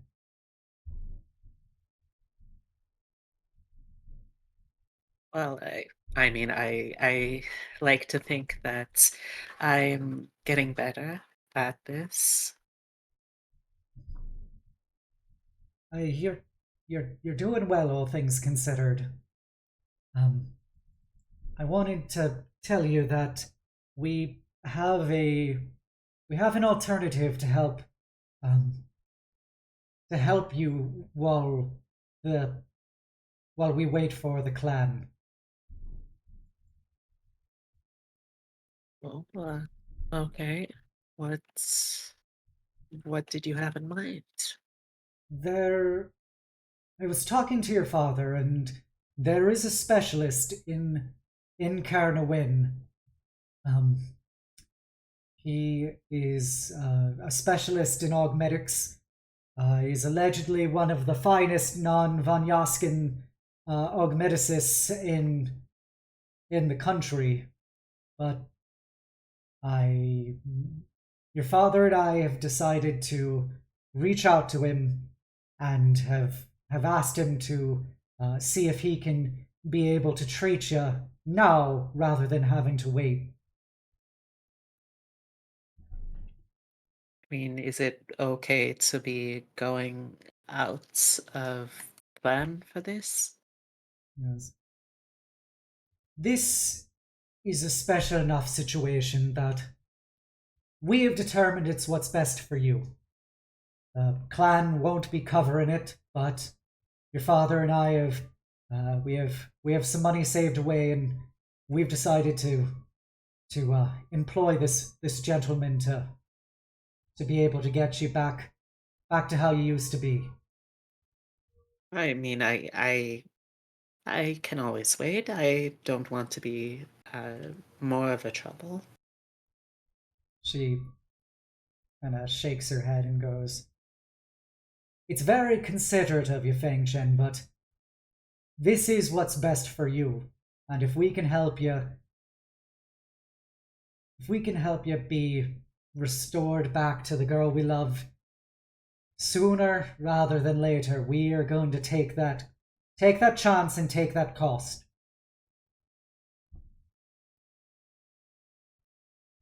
All right.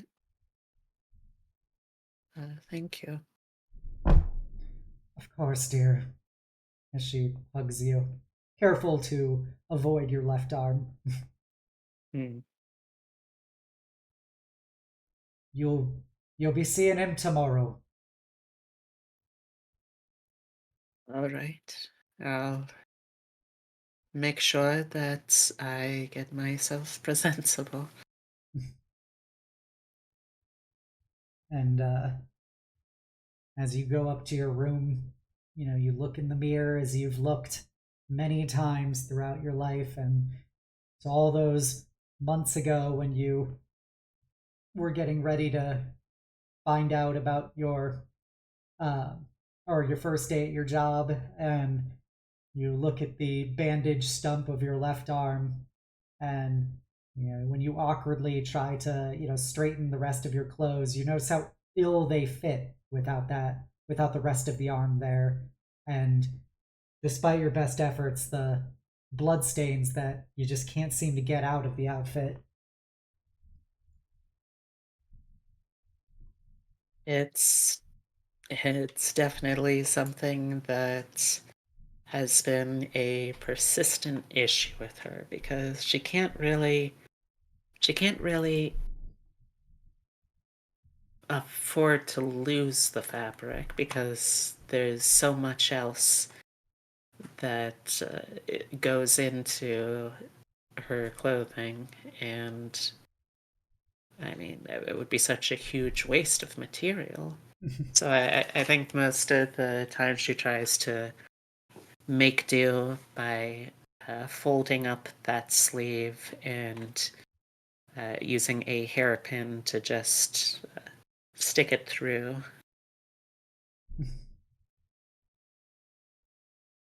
All right. And as you finish doing that and get ready for bed, you you think about the next day and this strange outside person who your family has come to hire to fix your mistake. Well, at some point you can only really start to try and mentally tally up all of the different ways that you owe someone. So I think she's at the point where, well, she knows that she's going to have to do a lot. So it's just figuring out how much that a lot entails. All right. And as you think about the debts you owe, you wake to the next day, getting ready. Your mother and your father has been taking off some time from work to be with you, and they will uh, they will escort you over to this business, which is actually not in the Clan Wong neighborhood in Caernarfon. It's it's in one of the more just like esoteric industrial areas of the city. Um, and um, there is just a simple sign above a like a small storefront, and it just says Laugwas Laugwas Augmetics and Solutions Hmm. in very just very formal Avalonian script rather than like goblinoid characters or anything. And um, your mother and father each give you a hug as they take you to the door. It'll Um, all be okay. It'll all be okay, Feng-chen. all right.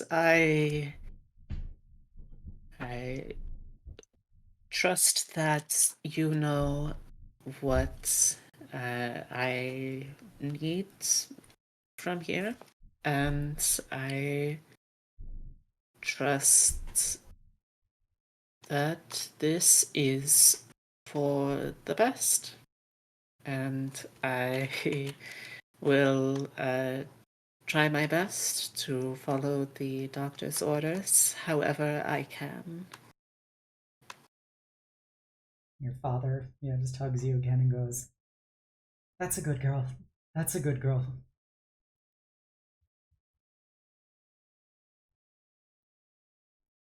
I think Fang is also trying to like keep herself kind of composed. So like she is trying not to cry too much.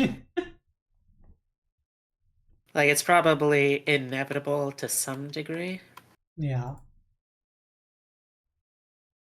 But yeah. Yeah, she's trying to put on a brave face. Not doing a great job, but she's trying. Awesome. Well, you take your first step into the shop. It's a very clean, orderly shop. There is a radio, just kind of droning in the background. Um, and you hear various mechanical like buzzing and arcane like crackling sounds coming from a back area as a bell rings when you enter. And you hear just a voice from the back saying, "Ah, come in, come in, come in! I'm just out here in the back." Oh, all right. Should I wait out here? No, no, no, come back here, come back here. Uh, okay. Uh, she is still used to doing kind of a museum walk, I like to call it, when entering into an unfamiliar space. That kind of walk you do where you lead slightly with the nose, but you have both hands behind your back, leaning forward slightly, and obviously, uh, it doesn't quite look right. But that's still just her reflexive posture for going into this kind of uncertainty, and she's looking around, trying to get an idea of just what exactly this place is going to be like. Because I imagine she probably doesn't have particularly much experience with any kind of prosthetic makers. Yeah. Yeah, the clan only has like one artificer who does that kind of stuff. Um, and since he is a single, or she is a single artificer, and there are, probably thousands of Clan Wong people throughout the city, you Mm. know, she's quite busy. Um, but as you get in the back, you see that it's almost like this place was full of partially made mannequins. You see all kinds of arms and legs kind of strewn about on various like hooks and hung up on the walls and stuff.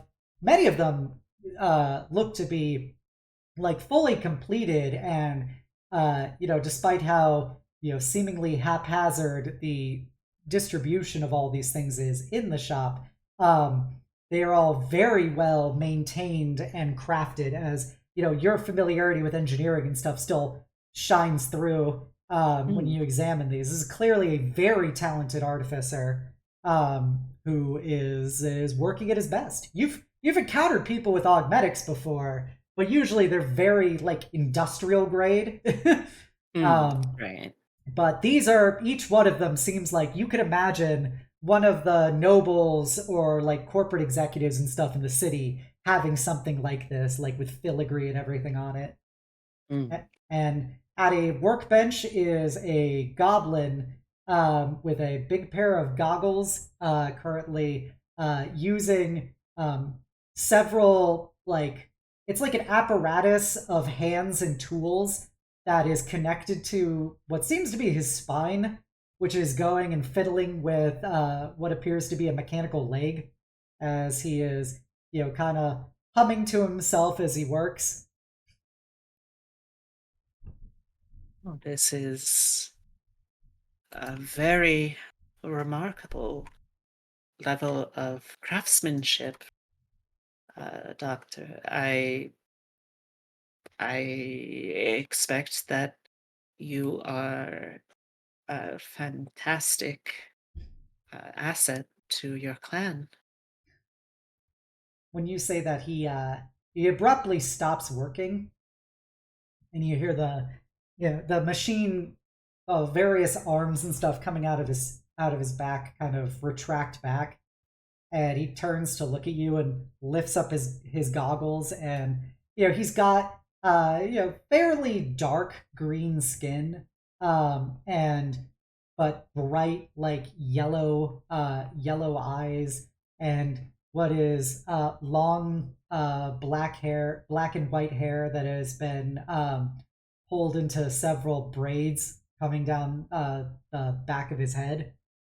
And he looks over and goes, "Ah, you must be Feng-chen Wang, is that correct?" Yes, Feng-chen.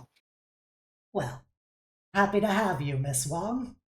My name is Lao Gua, and this is my establishment. I've been hired by your parents to try and deal with that," as he gestures over to your arm. Oh, you have my thanks, Doctor. I am very much indebted to you. I look forward to working with you, I suppose. Oh, please, please, please. You don't need to call me doctor. You can just call me Lao. And you notice with when he introduced himself, as well as a sign, he does not have a clan identifier name, like how you're Feng-chen. He doesn't have that. He's just Lao, which is odd. Normally, only children don't have clan identifier names because you get those when you graduate and turn 18 Mm, or 18 equivalent, depending on what race you are. mm, mm. And he goes, no reason to be so formal. I'm here to help you after all. As he kind of hops down from a stool and walks over to you, and he uh he just kind of bows slightly because he doesn't want to extend out a hand because it'd be awkward. Even if it's your left hand that or left arm that is gone, it's still it's still an awkward thing to do. Yeah, I I think there's that little split second of, oh, that's what he's doing. Okay, yes, and returns the bow as best she can. Now, if you please, could you go sit on that chair for me while I do an examination? Of course. And she goes over and she undoes the jacket very slowly, meticulously, takes that off. I think that it's a fairly straightforward dressing. Uh, she keeps it clean as necessary, but she's not like overly maintaining it. I think she doesn't like looking at it too much because she doesn't like what it reminds her of. Gotcha. Yeah, he's seems to be very respectful, very gentle as he examines it. Goes, your parents told me some of the parameters around the situation, and I'm I'm sorry that you had to go through that.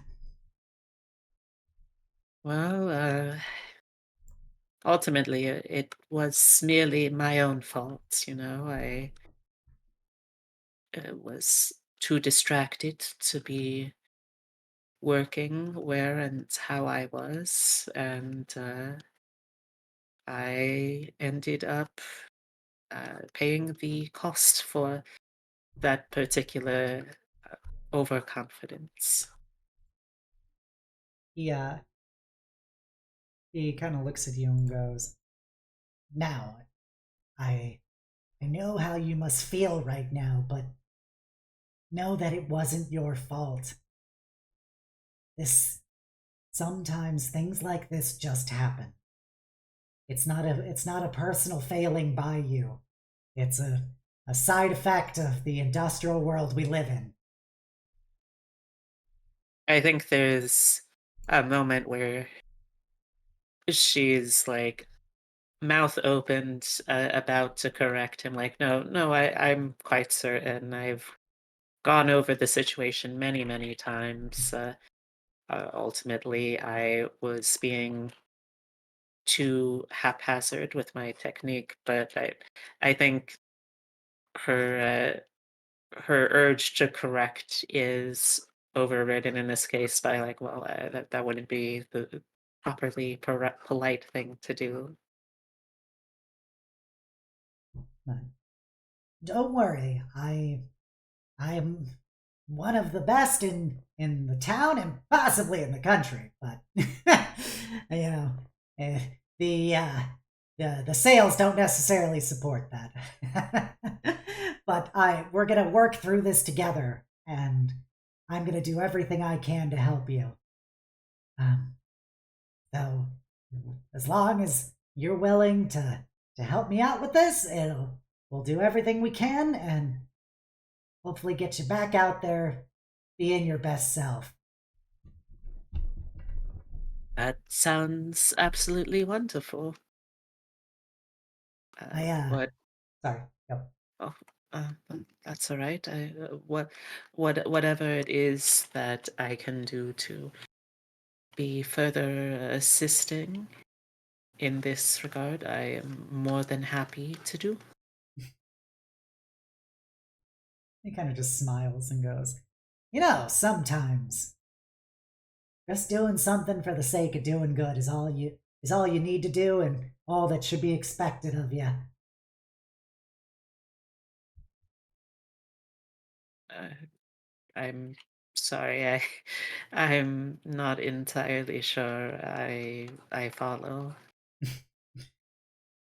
He kind of smiles and goes, "What I mean to say is, you don't you don't have to, you know, you don't have to do anything aside from just follow my instructions and keep up with the rehab and I'll just handle the rest. You don't have I'm not expecting anything from you. You don't need to prove yourself to me." Uh, all right, I uh, I will trust your methods, if unusual though they may feel. He kind of chuckles to himself and goes, do you mind if I have the radio on?" Oh, whatever best helps you work.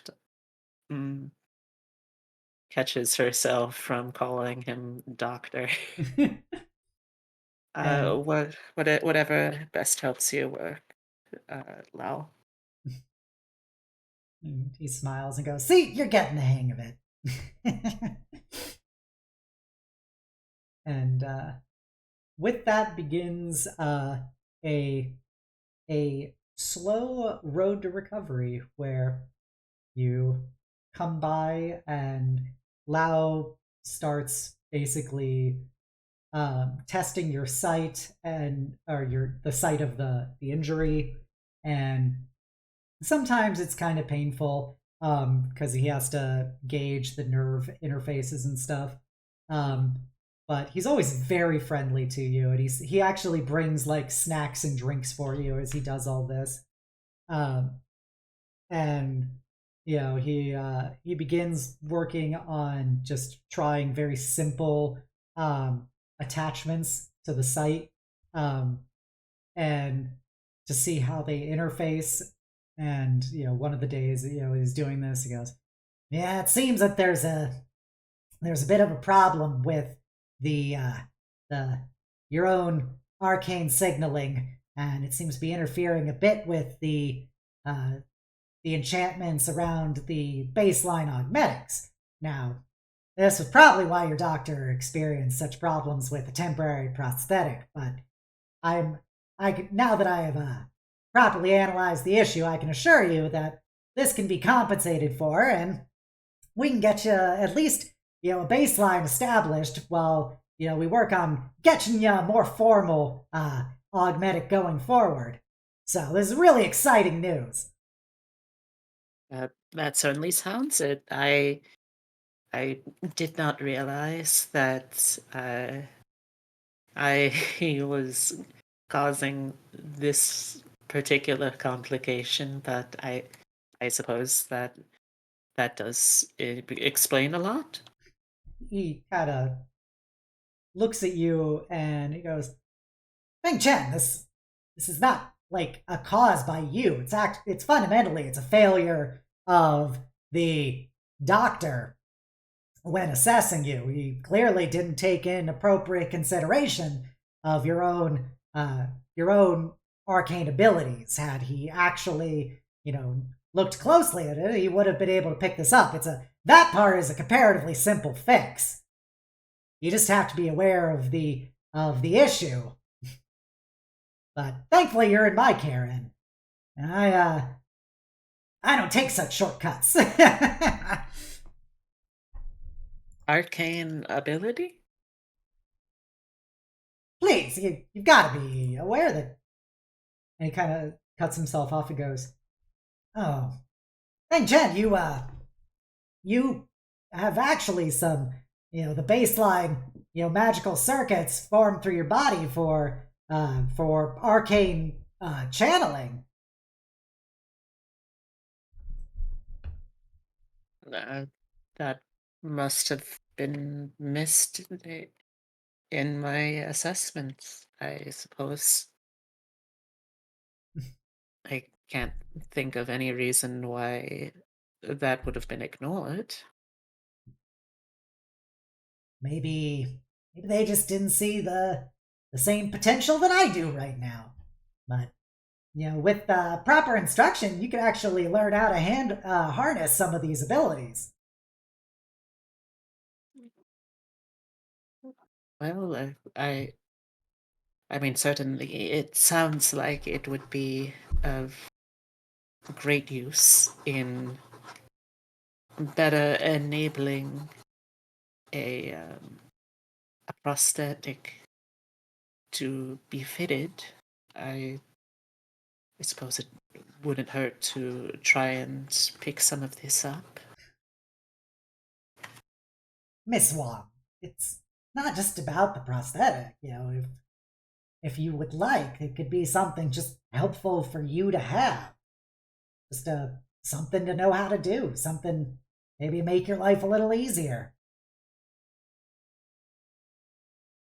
Hmm.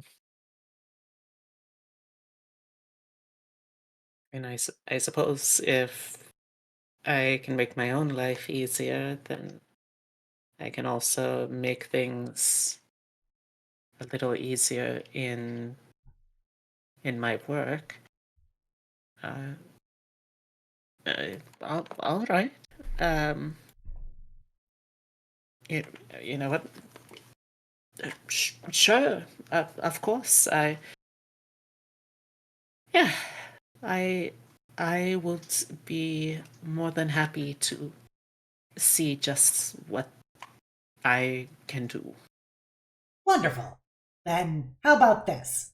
Every day when you come over here as we start working on your augmetic, I teach you a few things. You can practice it when you go home, and maybe you can see if it's something you like.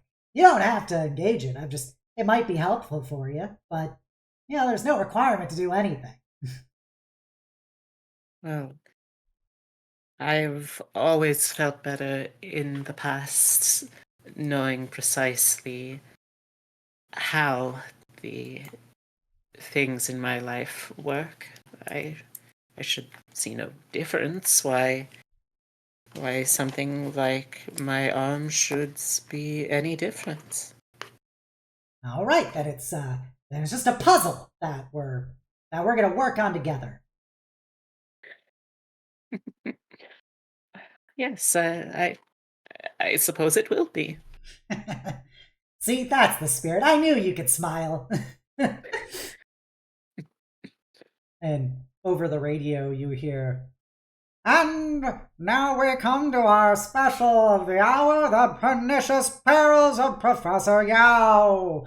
In today's adventures, Professor Yao strikes down the writer cabal, seeking to oppress the good people. Our professor is the only one standing between tyranny and freedom."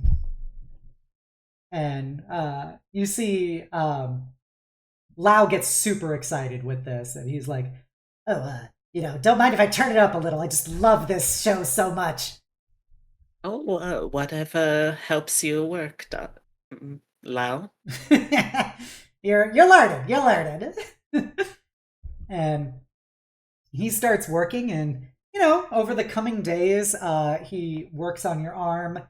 You notice that every day that damn radio show happens, he's always listening in, and he basically uses a lunch break while working on you, so he can just focus on it. And you begun listening to it too. It's Professor Yao is apparently this kind of adventurer, somewhat of a shady character, monkey folk who is working in the shadows against tyranny, fascism, and imperialism, and always trying to strike down these various institutions of oppression, even when the things that prop them up don't have any kind of thanks and actually profit from the very establishments that make others suffer. But that doesn't stop Professor Yao. I think she does start to get interested in it. Like she's asking questions about the greater established lore of this setting, and she's kind of asking the questions like, I don't quite understand. So the professor is an antagonist, but also protagonist, and villain, but not bad. Yeah, and every time you ask one of these, Lau gets incredibly excited to talk about this show. He goes, "Oh yeah, totally." Well, you have to understand, Professor Yao is, because they're willing to work in a way that is, maybe antagonistic to established power narratives, that even, people who are not a part of these particular regimes or nefarious organizations can still find themselves opposed to them. And so, they have to operate in this, the pseudo gray zone that's generated by this, because they're trying to do the most good, and the very systems that exist in the world are trying to stop them. Sometimes you have to work outside of the system, and even if people may be profiteering or supportive of whatever benefits they get from these systems, doesn't mean that somehow the everyone else is deserving of the what side effects and punishments they receive. It's all about trying to do good for the sake of good, regardless of particular partiality or anything. And a lot of people don't necessarily support that. I see. This is a remarkable piece of fiction. I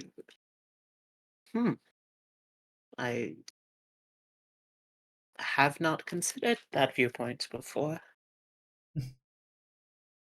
Well, if you're interested in that, I've been there's a lot of things I could talk to you if outside of just augmentation and magic. If you're interested in actual philosophical analysis, then I could at least give you some insights into perhaps some counter views from what you've been raised to believe. Well, I was always told to seek a more rounded knowledge of the things at hand. I don't see any harm in it. Wonderful.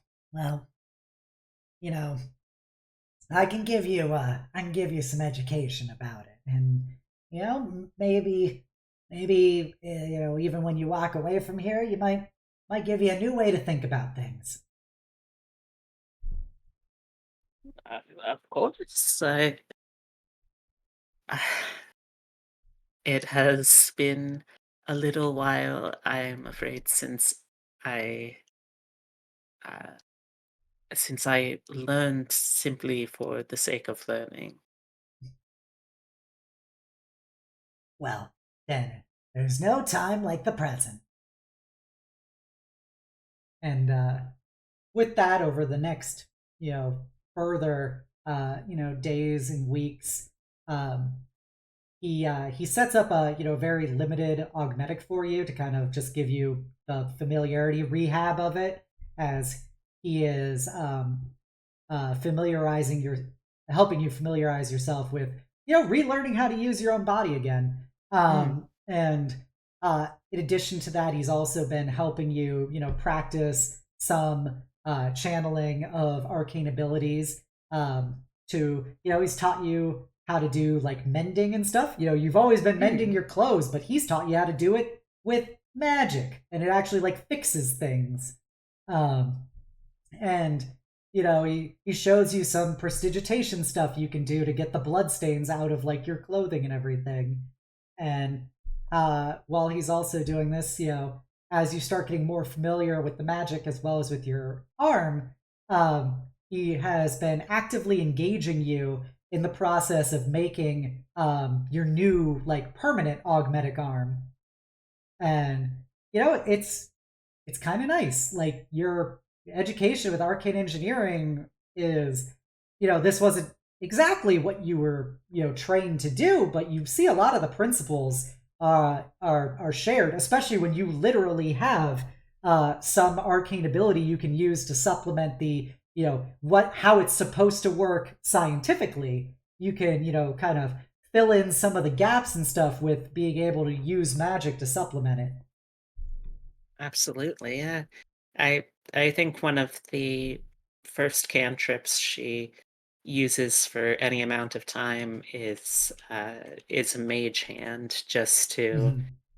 just to Yeah.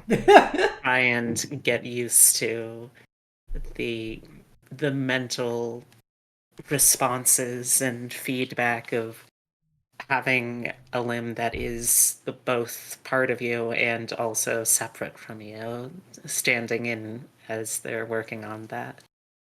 But I think that it's it's something that does kind of click with her. Like there's a lot of things that she does not understand. A lot of things do not come naturally to Feng. And I think that this is something that just it makes sense. It's hard to explain, ironically, but it just makes sense as they're going through this. That, of course, that like this makes total sense that there's this reciprocity going on. Like reciprocity is already such a big thing in hobgoblin culture that the idea of this being like a way that you can frame and understand how magic functions is like, oh, of course. I This is the kind of thing that I have already been learning about constantly growing up. Of course, this would work like this too. Gotcha. Yep, and he's very patient with it, and he will be happy to help it plug in the gaps. Sometimes you come in and you don't work on the arm at all. He just like helps you work on magic stuff. And then this continues, and one of the days further on down the line, this comes in week after week, and it's starting to just feel natural. And it's interesting because you've been doing this rehab. The clan like hasn't bothered you with anything. There's no like people aren't expecting you to do anything right now.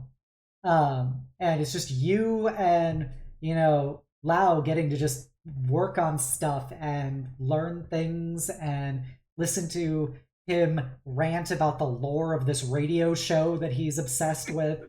Um, and bit by bit he's been you've noticed over time he has been guiding you making the arm more than him actively doing it himself. Like he set up the base frame for it and then has been just having you piece by piece expand on it and using it as a test piece for your various magical abilities, as well as just you learning more how to use your own augmetics. Yeah, I mean, it's such a novelty. It feels like for Feng to be able to do stuff again that's just, oh yeah, like this doesn't necessarily serve any immediate utilitarian purpose. This is just something that I'm enjoying. And like there's other things like if I needed to, I would be able to uh, justify why I'm spending so much time with it, but ultimately I'm only doing it because like this is just an enjoyable time. Like I I don't think that it even really registers with her for a good long while how much more of the arm that she's putting together until like there's already like a functioning core skeletal framework of the within the arm chassis that it finally dawns on her like, oh, wait a second, I made this. And throughout all of it, he's been talking about, this very like different way of doing things. He's talking about the basically, trying to do good out in the world for everyone, um, that without like an expectation of reciprocity from them, and regardless of whether they're clan members, direct family, or just some person off the street, you should still try and spread that love and goodness to them regardless. And trying to explains the importance of expanding your worldview beyond simply the immediate units you find yourself involved with. Hmm. I think it's probably at some point during this exchange that like it's not even something that is actively of concern for her at this point. I think she's just like it's going to be something that I'll keep being curious about if I don't at least try and ask once. So I think she one in time while they're talking like this just asks how uh, I I hate to ask this of you, Lau, but I I've been wondering from day one, why is it that you don't have your clan name on your signage? It's something that I mean, you have done so much here already. They would have to have at least some degree of pride in the work you have done here and are doing for other people as well. He kind of that day, puts down a cup of coffee and kind of rubs his eyes for a second. He goes, "Ma'am, I knew we'd have to talk about this eventually, but it's it's because I don't have a clan, Feng-chen. Um, I was I was banished from my clan long ago, and made into a Roken for it. So I there isn't someone outside of the people I work on who necessarily have any investment into what I do here, and that's just how it is."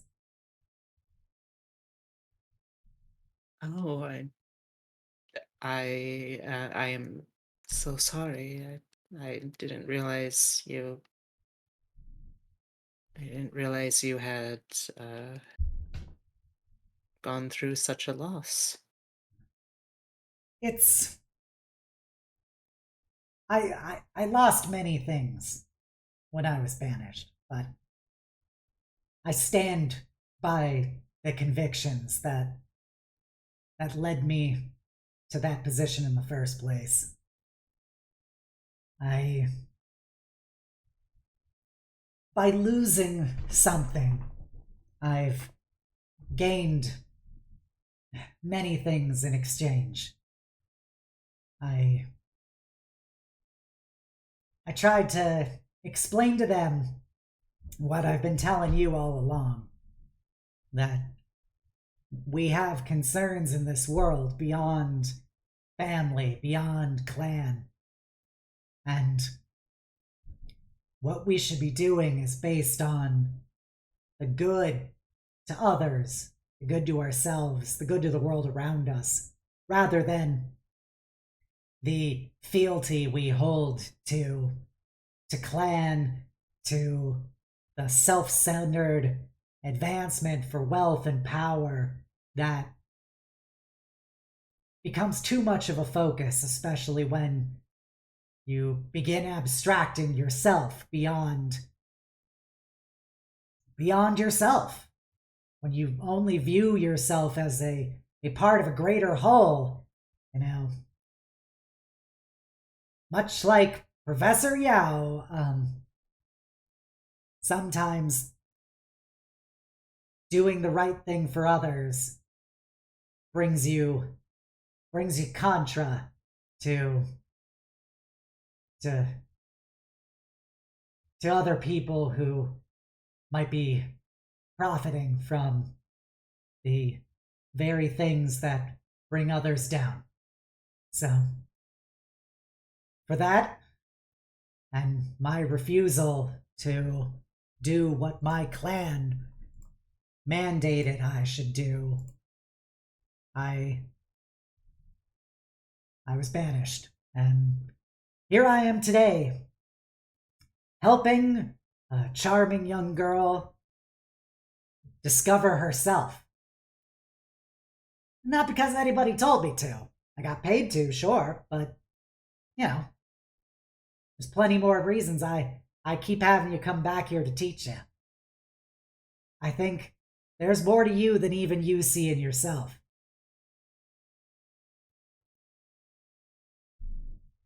I see.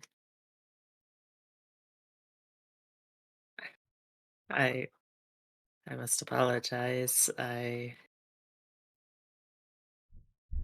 first thought for a moment that the charming girl was your next patient. I have never found or been able to see as much in me as those around me, but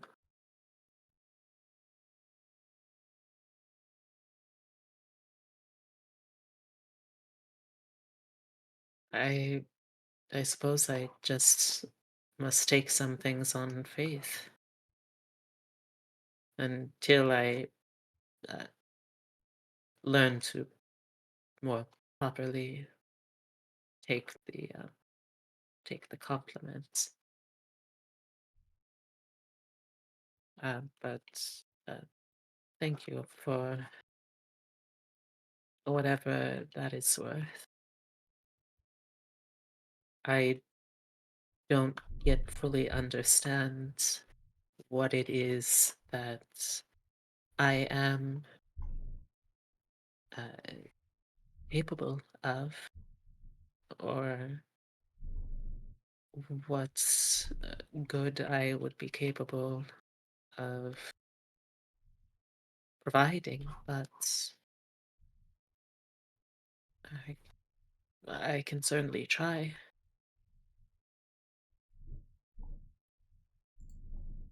All you have to do is just be the best you that you can be. When all this is done, just walk away trying do more things for yourself. I'm not going to ask you to wind up like me, but remember that there's a lot of people in this world that have no connection to you, no connection to your family or your clan, and they're no less deserving of love and of the good that you can do. So, and until you can take the compliments, just believe in the me that believes in you. As he smiles. I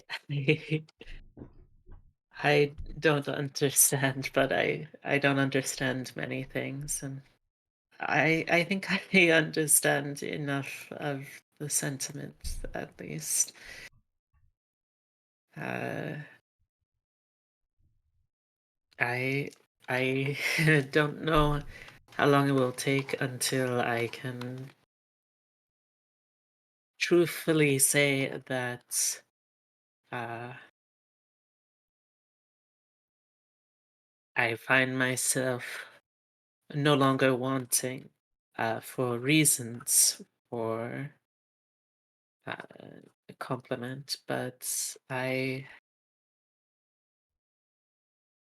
will try. That's all I can ask for. Now, I think there is one thing left to do as he um, takes out your augmetic arm and goes, I think it's time to see how well this thing works. All right. She slowly goes through the checklist of steps that go into the initial integration. It's a strange feeling trying to connect nerve and sensation and from uh, from what is like safely and acceptably her in her own mind to try and broaden that into including something new, something that she's still not entirely sure how exactly it's going to feel, but it's something that it's a snug fit, I think, at first, but it's one that feels like it feels a little like an embrace to her arm. And I think she finds comfort in that.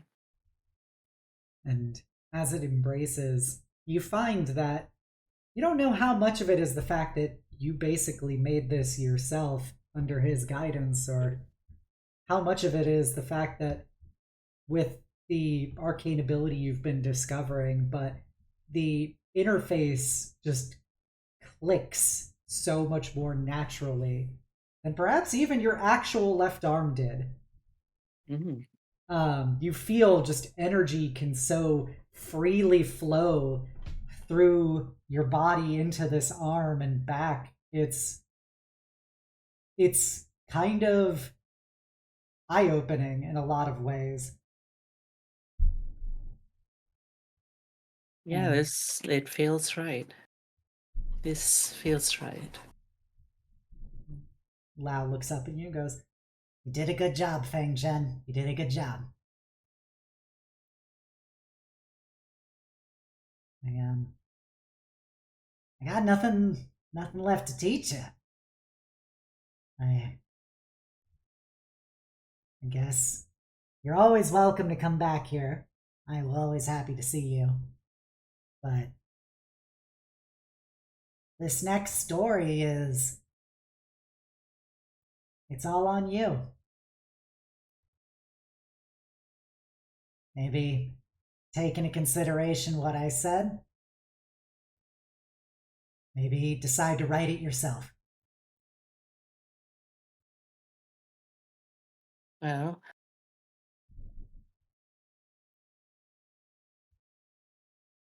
I suppose all I can really try to do is make whatever this is a good story. And when in doubt, what would Professor Yao do? Well, of course, the dastardly forces of the Empire would do well to rue the day that they crossed Feng-chen Wong. Now that's a story I want to hear. I would too. And with that, I think we've got a pretty good closing point, B. How do you feel? I agree. I am proud of myself that I only cried several times, and Oh. most of those were on purpose. Well, I hope you enjoyed it. As we spent the last 3 hours going through your adventures and exploring what led Feng-chen to be the way she is now. Um, I know that everyone will be excited to hear from the exciting the pernicious perils of Feng-chen Wong in the coming campaign. But I think this is a good place to conclude the origin. I Um, agree. if you guys haven't done so already, be sure to click that subscribe button so that you can be able to keep up with more of the incredible origin sessions. We have one more left to go, as well as the actual campaign, which we should be starting soon. So Woo! we're all excited to see all of these various misfits and miscreants together on screen at the same time. So until next time, bye. Bye.